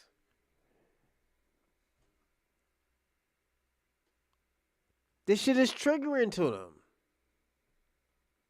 And this is why I say, yo, you know what? They hate it because, yo, black Americans is doing fine. We can't get mad when a person do fine. We supposed to be congratulating and say, yo, congratulations. I'm glad you're doing great. Yo, you need help in anything? Yo, if I can help, I'll help you. Black Americans always been like that. But we're going to watch this guy right now. He's one of my favorites. Actually, no. This shit's like 3 hours long. We're not watching that. We're going to watch this one when Tariq Nasheed... We'll see. We'll show you. Projects in a workspace that's designed for your workflow. I want to switch topics, but because this is a very controversial talking point on the internet, right? I go on TikTok and I see a lot of UK people speaking about black Americans, right? So what a lot of people, the UK, Africans, Caribbeans, a lot of their talking points is black Americans or FBAs don't have culture. What do you say to those people who say that? That's a projection. That's a projection because we are the culture here. Our lineage goes back to this country. Yeah, right. Until the police said them. Yeah. Then they talk about, yeah, your black brother, we need your help. That's when they need our help. That's when we're brothers. That's the only time when we're brothers with them. When they need our help. And you're right, Del Monte. You're super right about the whole situation. Give me a second.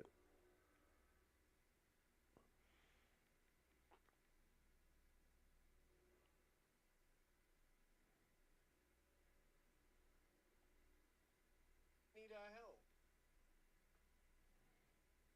Give me a second, everyone. I forgot to send this to Wiz Mason. He's going to kill me. Like, yo, why you didn't send me this? Oh, yo, I forgot, my man. I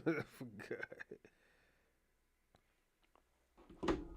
And, like, that was the whole situation. That's my whole situation with them. This is why I argue with them all the time. And I'm like, yo, how can you say that and y'all don't even know that many black people like that? Y'all niggas ain't even tapped in like that.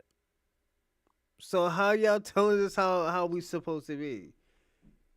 Now just listen to Tariq Nasheed talk. Have culture. Mm-hmm. What do you say to those people who say that? That's a projection. That's a projection because we are the culture here. Mm-hmm. Our lineage goes back to this country longer than the lineage to their country because their countries are relatively new, especially over there in West Africa. Not just West Africa, all of Africa. Many of those countries were basically 1900. created in the 1800s at the Berlin Conference. So they don't have a deep, rich culture. said That's why a lot of 1900. them have to leave because of a lot of tribalism. They're not as deeply rooted as they're supposed to be. So they do a lot of projecting onto us. Our culture is so deeply rooted here. Everything about American culture that is good comes from foundational Black Americans. True. The food, the dance, the slang, the sports, the entertainment. Dress, yeah. They try to say you can't use those examples nowadays. Why can't we? Foundational Black Americans created the modern doorknob. We created the modern toilet. We created modern dry cleaning. So many things that we created. We created the modern home security system. I mean, we've had 50,000 patents. We can claim all of this stuff. All of the music genres was created by foundational Black Americans. We are the culture. And they know this because if you go to their countries, they're acting like us. We're not acting like them. They got on baseball hats and Nike shoes and stuff that we're wearing. That's a fact. And 90-degree weather. Right. They ain't wearing kente cloth sweatpants. They're wearing Nikes and Adidas like we're wearing. Right. Yeah. Right. True. So even when you went to say about how the countries in West Africa, like I've seen an old map of Africa before they had the invisible lines with the borders with the countries, and like you said, those countries didn't exist until like the time frame you said. So when I hear this conversation, and I think you seen one of our clips. It was a Haitian woman, and she was like, I definitely remember that. She was sitting on the couch and she was just like, "Oh, I can't date a Black American because Black Americans don't have any cultures," and that one just went crazy online because it just. While she's dressed like an American Black woman, she's sitting there talking about Black Americans don't have, you know what I mean? So that is always a kind of divisive talking point in the diaspora. And they can never tell us what their culture is. Because when people call up to our lives and start talking about culture, I ask, what is your culture? They can never give an answer. You understand? We can give answers to what our culture is, all of the music and the foods. We can give that, but they can't really give an answer to what their culture is. Yeah. So, and that's no disrespect to our brothers and sisters in the diaspora. We got love for you, but those who come over and try to denigrate us and project this weird thing, we will check them. Why is it so easy for everyone to attack, the culture of Black Americans? The thing is, this is the game they play. With us, we are so inclusive. We share our culture with everybody. We're We're too damn nice. Too damn nice. That's been the problem. Because whenever we do something, we say, okay, we chop it up to just global Africanness. We've been on that. So if we do something positive, we'll say, hey, our African brothers, we got it, probably from some tribe or whatever. We'll share it with everybody. For a long time, we were sharing hip hop with the Caribbeans because they were like, well, Caribbeans help do it. And we're like, not really, but we'll share. We're all Black. We had that type of thing. And that was a mistake. Because what happens is a lot of these, we're all whatever. We'll share it with everybody. For a long time, we were sharing hip hop with the Caribbeans because they were like, well, Caribbeans help do it. And we're like, not really, but we'll share. We're all Black. We had that. Yo,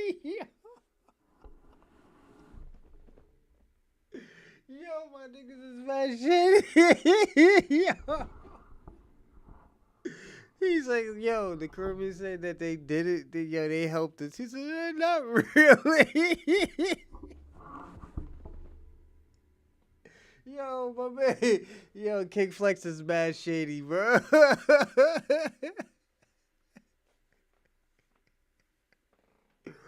Not really.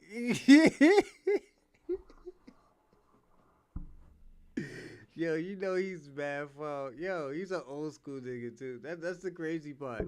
He's old school to the fullest. You could tell it just, oh my God. This is why, we always watch King Flex. Yo, I always tell people all the time, King Flex is lit. He's like super lit. And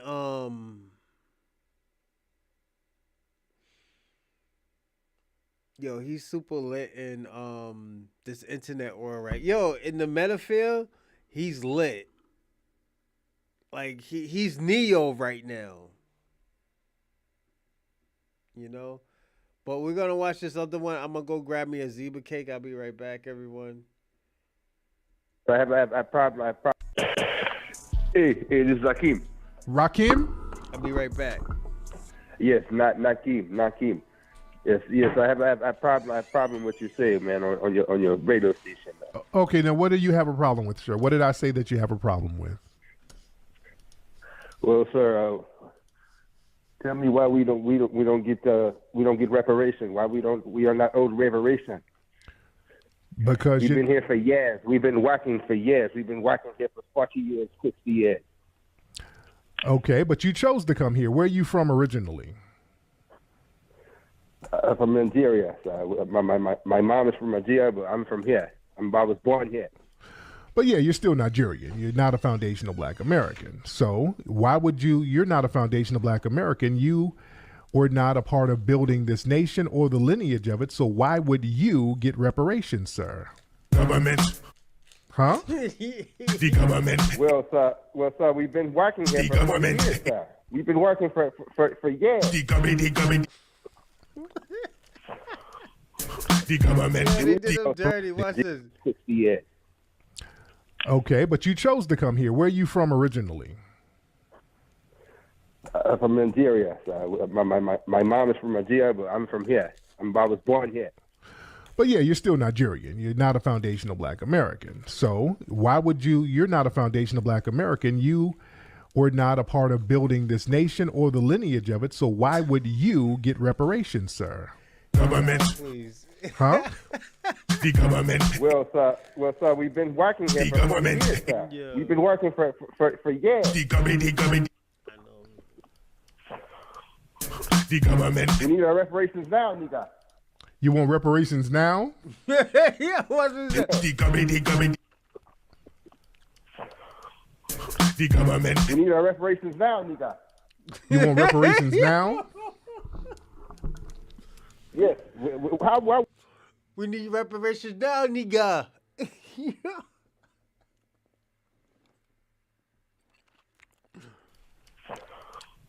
The government. we need our reparations now, nigga. You want reparations now? Yes. Why are we not owed? Now, how would you at now? least What? half of what you say? How would half of what you say? stop? Now, how would you get reparations, sir? And you weren't here when we're supposed to get 40 acres and a mule. You immigrated here. Your family immigrated here. So how would you get reparations? Because we work harder than you niggas. Let's keep it real. How We so? work harder than you niggas. You smoke weed, play around, get hoes, go to the club. We work. We go to school. You know, y'all niggas got the same. Y'all niggas got the same opportunity. So why didn't you whack hard at home? I'm sorry, sir. What you said? Why didn't you whack hard at home and build up your homeland? Well, sir. Well, it was just. Oh, I know what it is. It's the government. There we go. The government. Come on, the government. The government. It's what? It's the home and build up your homeland. Well, sir. Well, it was just. Oh, I know what it is. It's the government. There we go. The government. Come on, the government. The government. It's what? The government. It's the government. All right. Thank you so much. Okay. All right.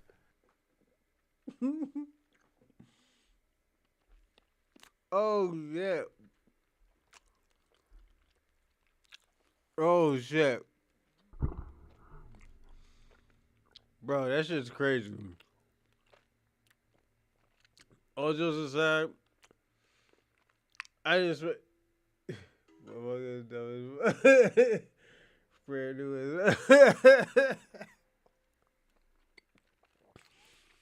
That nigga wanted, that motherfucker wanted to say the government's so bad.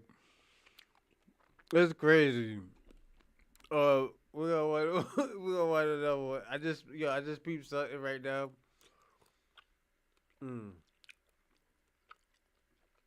Give me a second. Oh, Hi, I'm Scott McGilvery. I use Bath Fitter and shit. That nigga, yo, that motherfucker wanted to say the government's so bad. That's the crazy part. I didn't even know. Yo, I was trying to say like, yo, I hope he ain't gonna say the government. Motherfuckers is gonna clown him. Unfortunately, he said the government. Happy New Year. In here. What's going on, Miss Yo, Paulina? this dude. Hi, how are you? Happy New Year. Easy. Happy New Year. I wanted to say something to Tariq. Tariq, my honest opinion, I believe you're Haitian. I don't believe that you're an FBA. Slow down. Slow down. Yo, this is Ma'am, crazy. Yo, DeMonte, this is man, crazy. slow down. Now, ma'am, why would you project your tetherness onto me? Slow down. Now, why are you lying like that? Now, are you that desperate, Paulina? Now, this is just tether desperation. Yeah, he's crazy. Let's stop that. Let me slow you. Fair enough. Okay. Fair enough. Fair. That's fair enough. But this is what I'm going to say to you, Tariq. And Slow down. You're Somali, right? You're Somali. no, I saw some of your family members. Okay, I'm gonna ask you a question, Tariq, Slow down. and please, I apologize ahead of time Slow if I'm wrong. down. I apologize. Man, You did a documentary called slow 1804. down. Why would you do a documentary 1804 if you're not Haitian? Oh, what kind of question is that? Because I like the history. Uh-huh. I thought Haitians were Tethers. I've never said Haitians were tethers. Why are you such a disgusting liar? Yeah. Okay, so I apologize. Tell me what we are, because I'm You're a Haitian. liar. Tell me what we are. You're a liar. Oh shit. Okay, so tell me what we are. What you're a tether because you're a lying scam Mm-hmm. degenerate. You done came in here lying your ass off. That's why I Okay. delineate. Okay. Why are you reduced to look? I know. Yo, y'all see Tariq Nasheed's face? Yo, that's just crazy. Yo. Yo, who puts a picture like this up, man? To the Tariq Nasheed? This is crazy. And the thing about, yo, the way how they talking crazy, but you just looking at Tariq Nasheed's face like,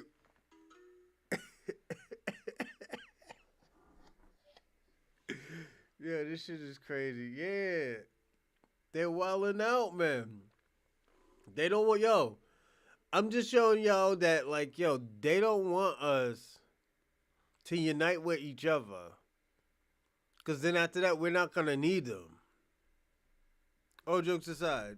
What? Know that part of your culture, unfortunately, because you don't Mm-hmm. really have anything, is Mm-hmm. you got to lie and scam your way up out of there.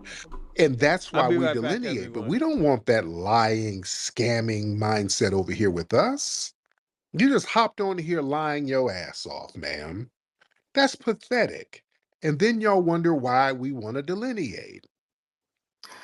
Okay, that's your opinion, and I That's respect not it. my opinion, ma'am. You just lied. It's not ma'am, it's miss. And number two, Ma'am, I still believe you're Haitian. I believe you're Afro-Cuban Haitian, ma'am, and your wife is Jewish. I saw her picture. Nobody is.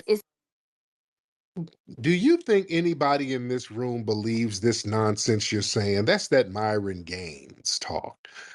You just, you Show your wife. Show a picture of your so wife. stop it. You just lying back to back. Do you think anybody in this room believe you? Huh? Do you think the black people in this room, the beautiful foundational black Americans, are stupid? You look exactly like my cousin. Yes, they do. Ma'am, I do not have no big light bulb forehead. How dare you? I do not You look Haitian. know You that. look Haitian Cuban.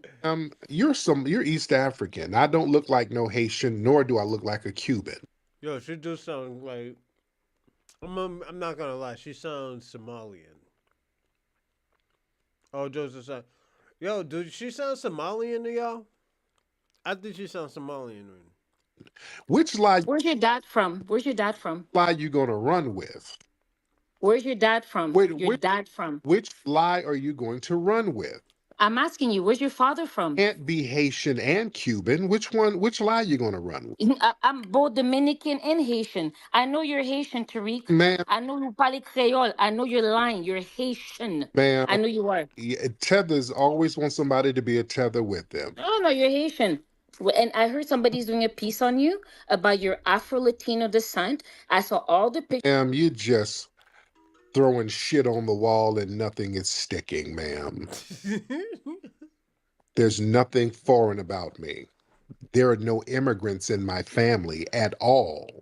Okay. You understand that? That's a lie. Prove it. Okay, then you prove it right now. Prove that I'm anything other than a foundational Black American. You prove it right now. I will, and I'm going to tell you something. Your wife. No. Where's your wife from? No. Prove it. Go ahead. Your wife is Jewish. She's not Black.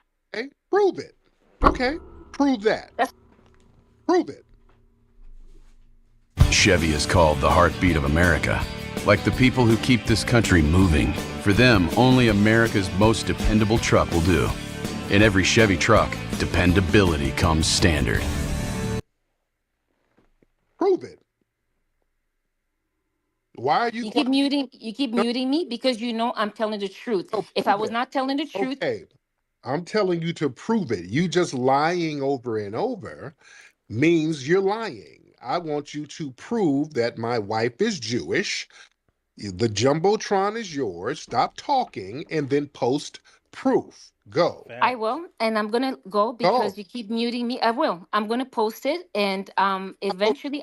Why are you not posting your proof now?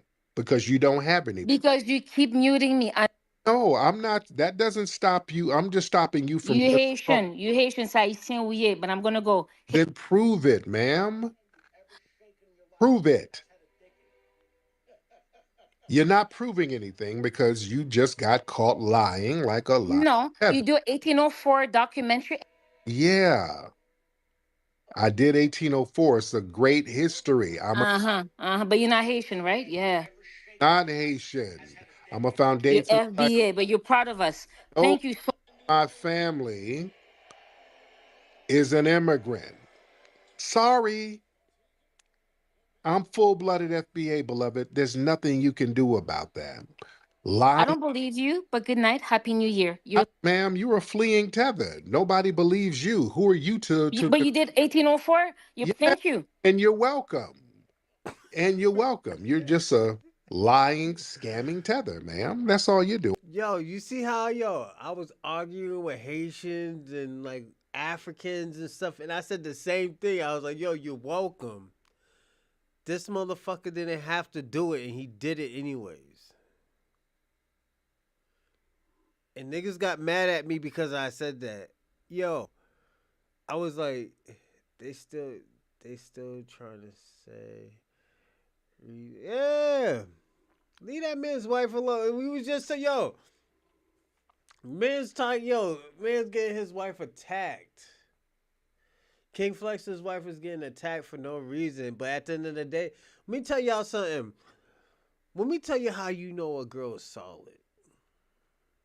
When you don't hear nothing from her. When you do hear something from her, you laugh.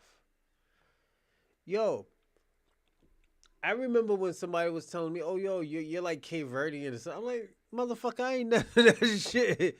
Oh, this is why you have that. I'm like, no. The reason why I have this point of view because, I'm a Black American. I understand the Black experience. Y'all would never understand it because y'all are not Black Americans. So, like, it comes with the territory. It's a gift and a curse. I believe you're a lying, scamming tether. Okay? You just like you are. Just like you were, you're just making money off people, and you can't make money. That's why you had to flee your dilapidated homeland, beloved. Our homeland. We're Haitians. You and I are Haitians.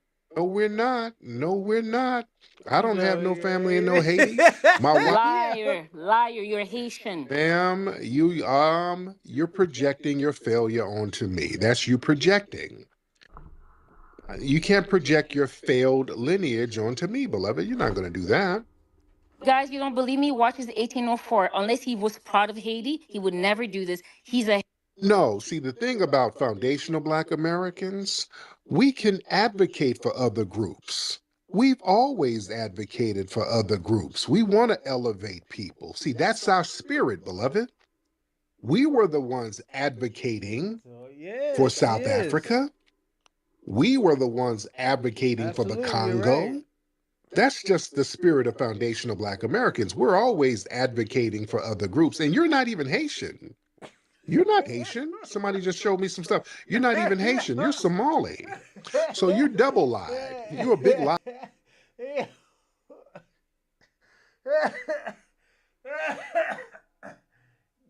this shit is crazy.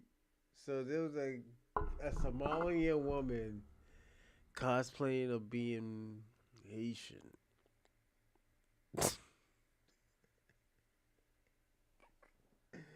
Yo, motherfuckers is crazy out here. Liar, beloved. Why are you such a liar? I'm Haitian, half Dominican, parle Creole, parle Panyo, parle tout bagay. I'm with his. Ma'am, you're Somali. You're just a Somali who knows how to speak French. Oh my God. Your wife, where's your wife from? Where's your wife from? Here. How light skin is she? Is she my color? My wife is FBA. She's not a musty tether like you. My wife is not musty. You're musty. My wife is. She's light skin. Light skin looks like a white. Musty. That's why I wifed her. Nobody wife you because you're too musty. Yeah, I've been married 3 times, Tariq, and I'm about to get married 4. All 3 of them niggas got their green card and ran. All right. Oh no, absolutely not. It was fellow tethers who used you. Yo, Devontae, you're mad right now. It's just we have everybody. Yeah, everybody's older brother, man. It's just like, yo, it comes to a point where it's like, yo, you gotta, I can't hold your hand. You gotta do this shit yourself now. Every time I hold your hand, you just come back when you in trouble. For a green card once you anchored your musty ass over here. You know that's not the truth. You're not beautiful, Tariq. Please stop. Please stop. You can clearly see it. Ma'am, you're a big wide head tether. And you probably had a female circumcision from them niggas over there in your homeland. And I don't date black guys. So whatever you said, I don't date black guys to begin with. I know Let's be real. Ma'am, I know you're a musty bed wench. That's another thing. Y'all musty bed wenches love you as zaddy. What is musty bed wench? I have to, okay, so Del Monte, I be getting caught off guard.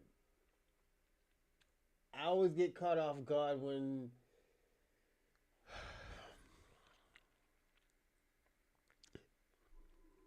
so when situations like this happen, hold on a second. So, Del Monte, I'm gonna be personally honest. When situations happen like this, I get caught off guard. Yo, they do. In this, at the end of the day, let me ask you a question. Why do a person... Hold on one second. Somebody's talking. Oh, 19 kids. Okay. Why do Tariq Nasheed has to tell us that, like, yo, niggas is not really fucking with us? People are not fucking with us at all. People are just using us. So when people are using us, they get mad because they can't use us anymore.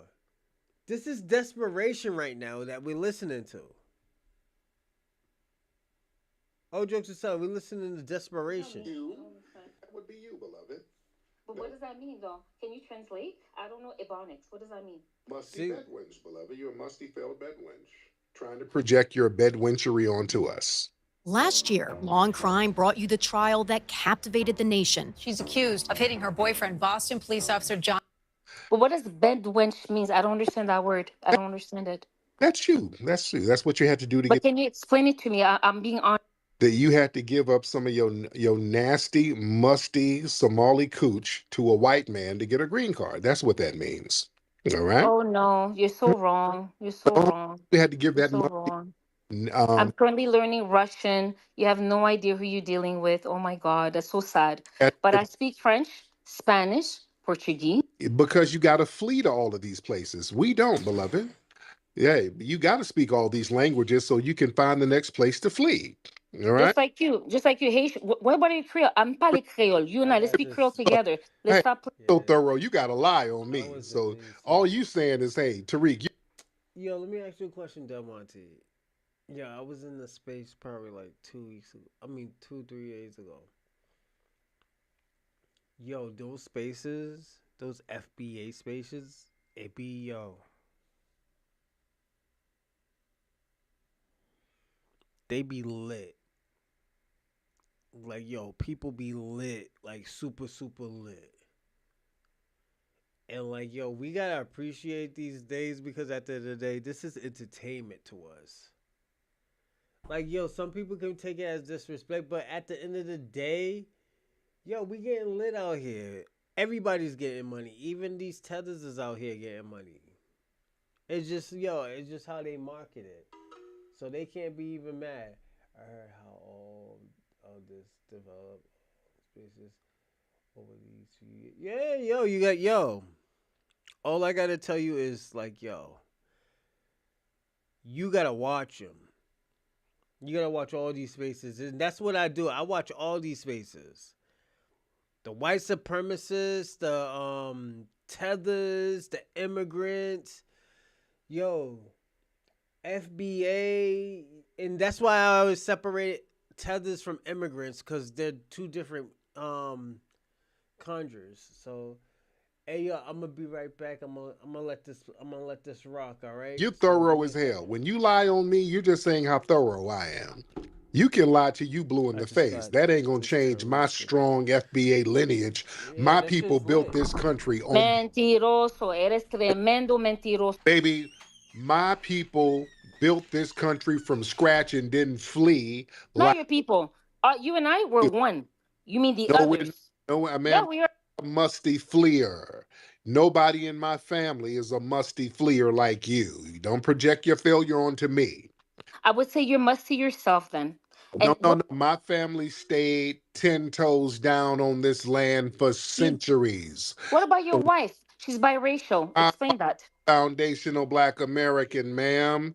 And she has a foundational Black American husband. We got foundational Black American kids. And she has Jewish descent. And you are musty, lying, fleeing tether, beloved. And you're projecting your Jewish white man love onto us. Oh my God. Ma'am. Tariq, buenas noches. Oh no, because you tethers think everybody's white because y'all. Buenas noches. You tethers are constantly looking for Sally Struthers to show up to your village to bring you some food. So yeah, my brother, my Haitian. You're looking for white people because y'all praise white people to feed you all the time. We're different. Just like you do. All your movies have been founded by Jewish people and white people. You do the same thing. Like, what were you doing before? Ma'am, you're just saying stuff. I'm not. You were rapping before. I saw a video of you rapping. Ma'am, yes. And you were rapping too. You were rapping too, beloved. Yes, you were MC Lightheaded. That's what your name was. Because you were starving and hungry. So you were MC Lightheaded. Because you were dizzy from hunger. Style and substance.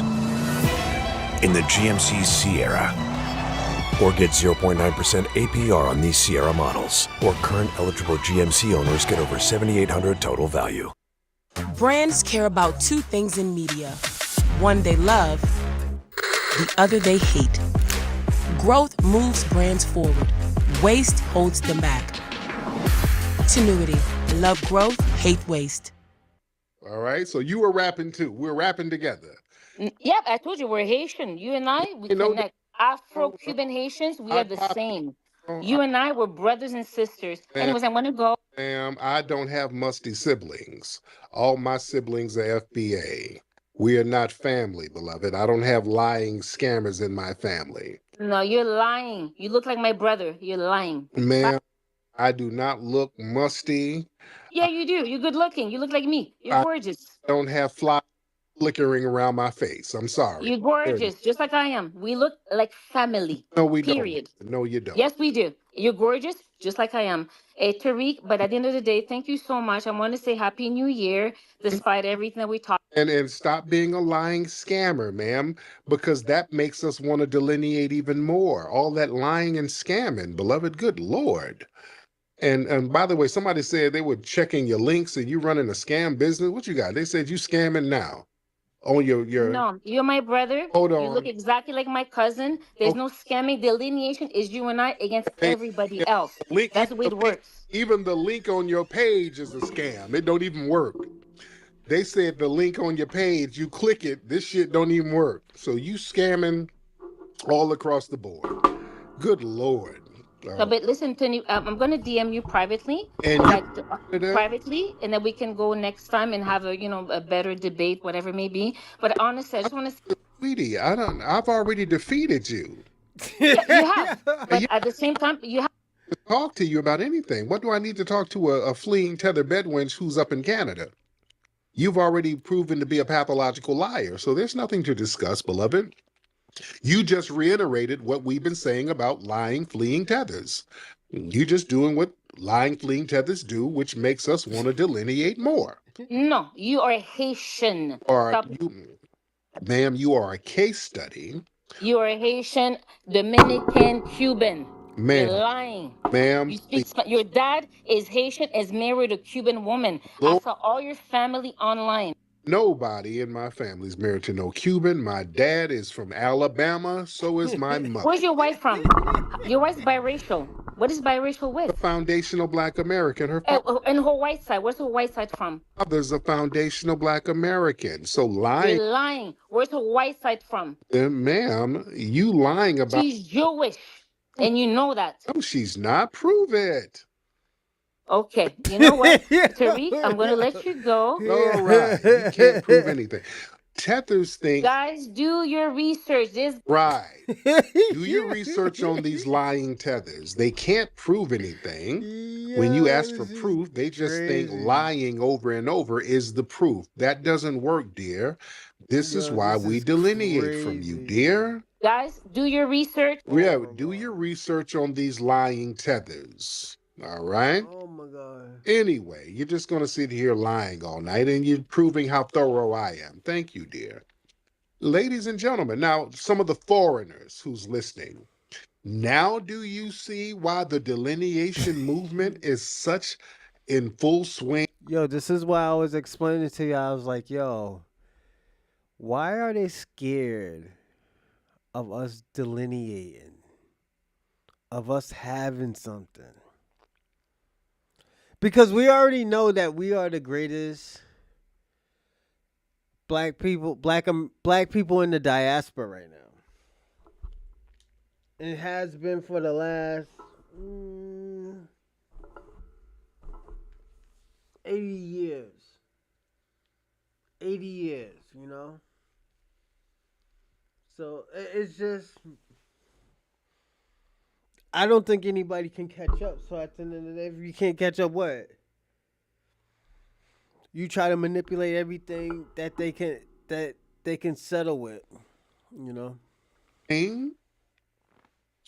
These are your people.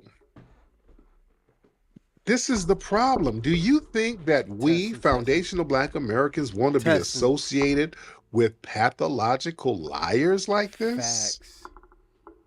Do you really think we want to be involved? What are we going to build with these people? You couldn't build nothing with these people. That's why the homelands are failed. That's why people have to leave. In order to build, you have to have trust. If people are lying and scamming, nobody trusts each other, nothing gets built. Then people have to flee. You see? I'm telling you that lying and scamming is a harsh part of Haitian of tether culture. That's a major part of the failure of tether culture.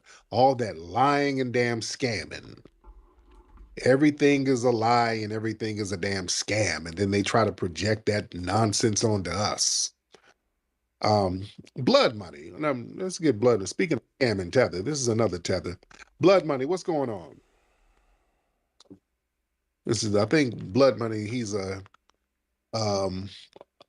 Nigerian in the UK. Blood money. What's happening? What's up, Tariq?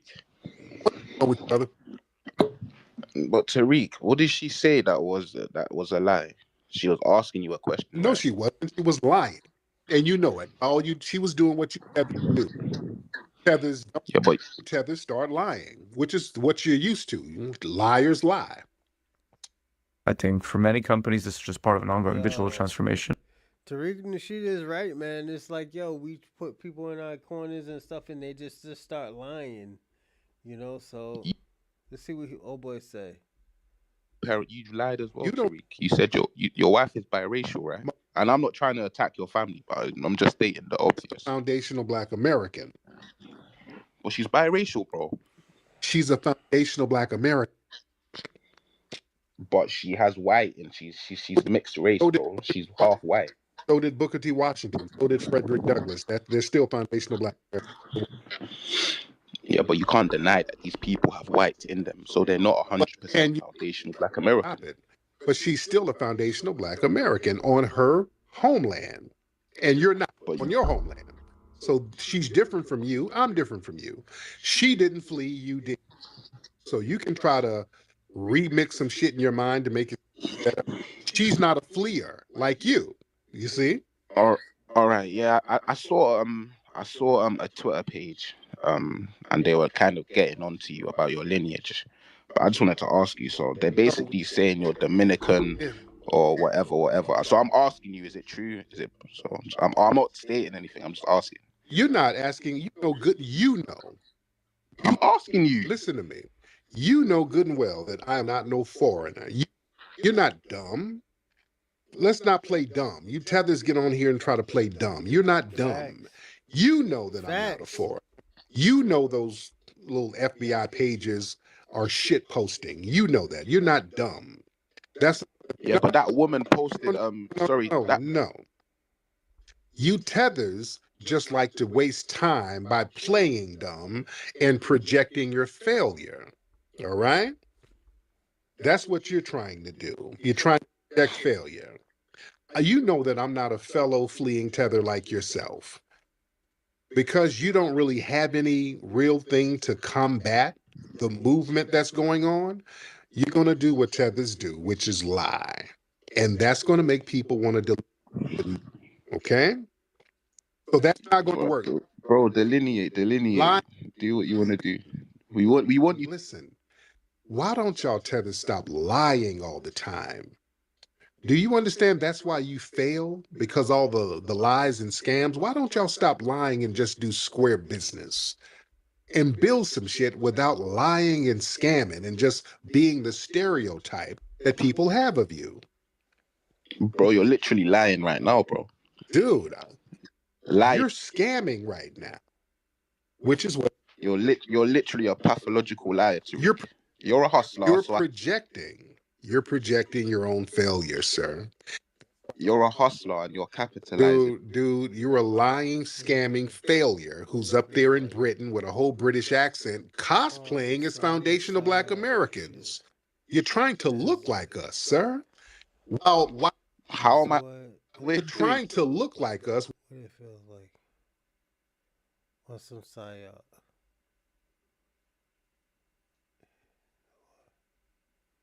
Oh no. With your skull cap in your braids while trying to project your tetherness onto us. Interesting, right? I'm sorry to put it to you, but braids come from Africa. Not those kind of braids, sir.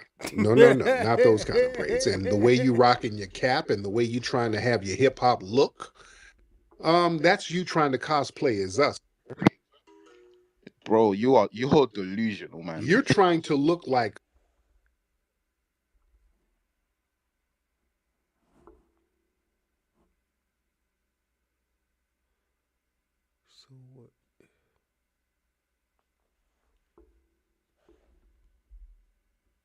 us.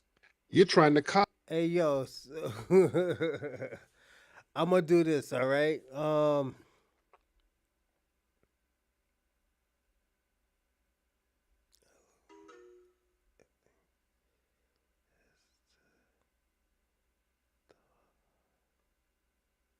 Facts. You're right. You're right, Del Monte. Hey, yo, we're gonna do this. All right. I'm gonna land right here, and we're gonna finish off tomorrow. We're gonna finish off tomorrow, 8:45, 9:30, around that area, and we're gonna go until like probably 1 or 2. I'm gonna say this.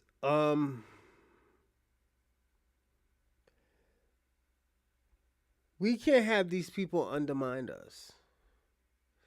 I think that's our big pet peeve of all of us is that all of them undermined us. Whenever they get a little bit of something, they'll undermine us from getting a little bit more or equal. We can't keep on doing that. And this is why the delineation needs to happen. You gotta understand, this is becoming legendary right now. We're all coming together. Why is everybody scared? Straight. I'm blowing. Yeah, salute, salute. Do your thing, man. It's just what was it, Thursday now? Yeah, it's just about Thursday. You deserve it, man. Yo, you worked hard for that. You work hard for that broccoli pimping. But I do want to say this, and I'm just gonna lay here, and this will be it. We all needs to come together. If we all gonna get reparation, if we all are gonna,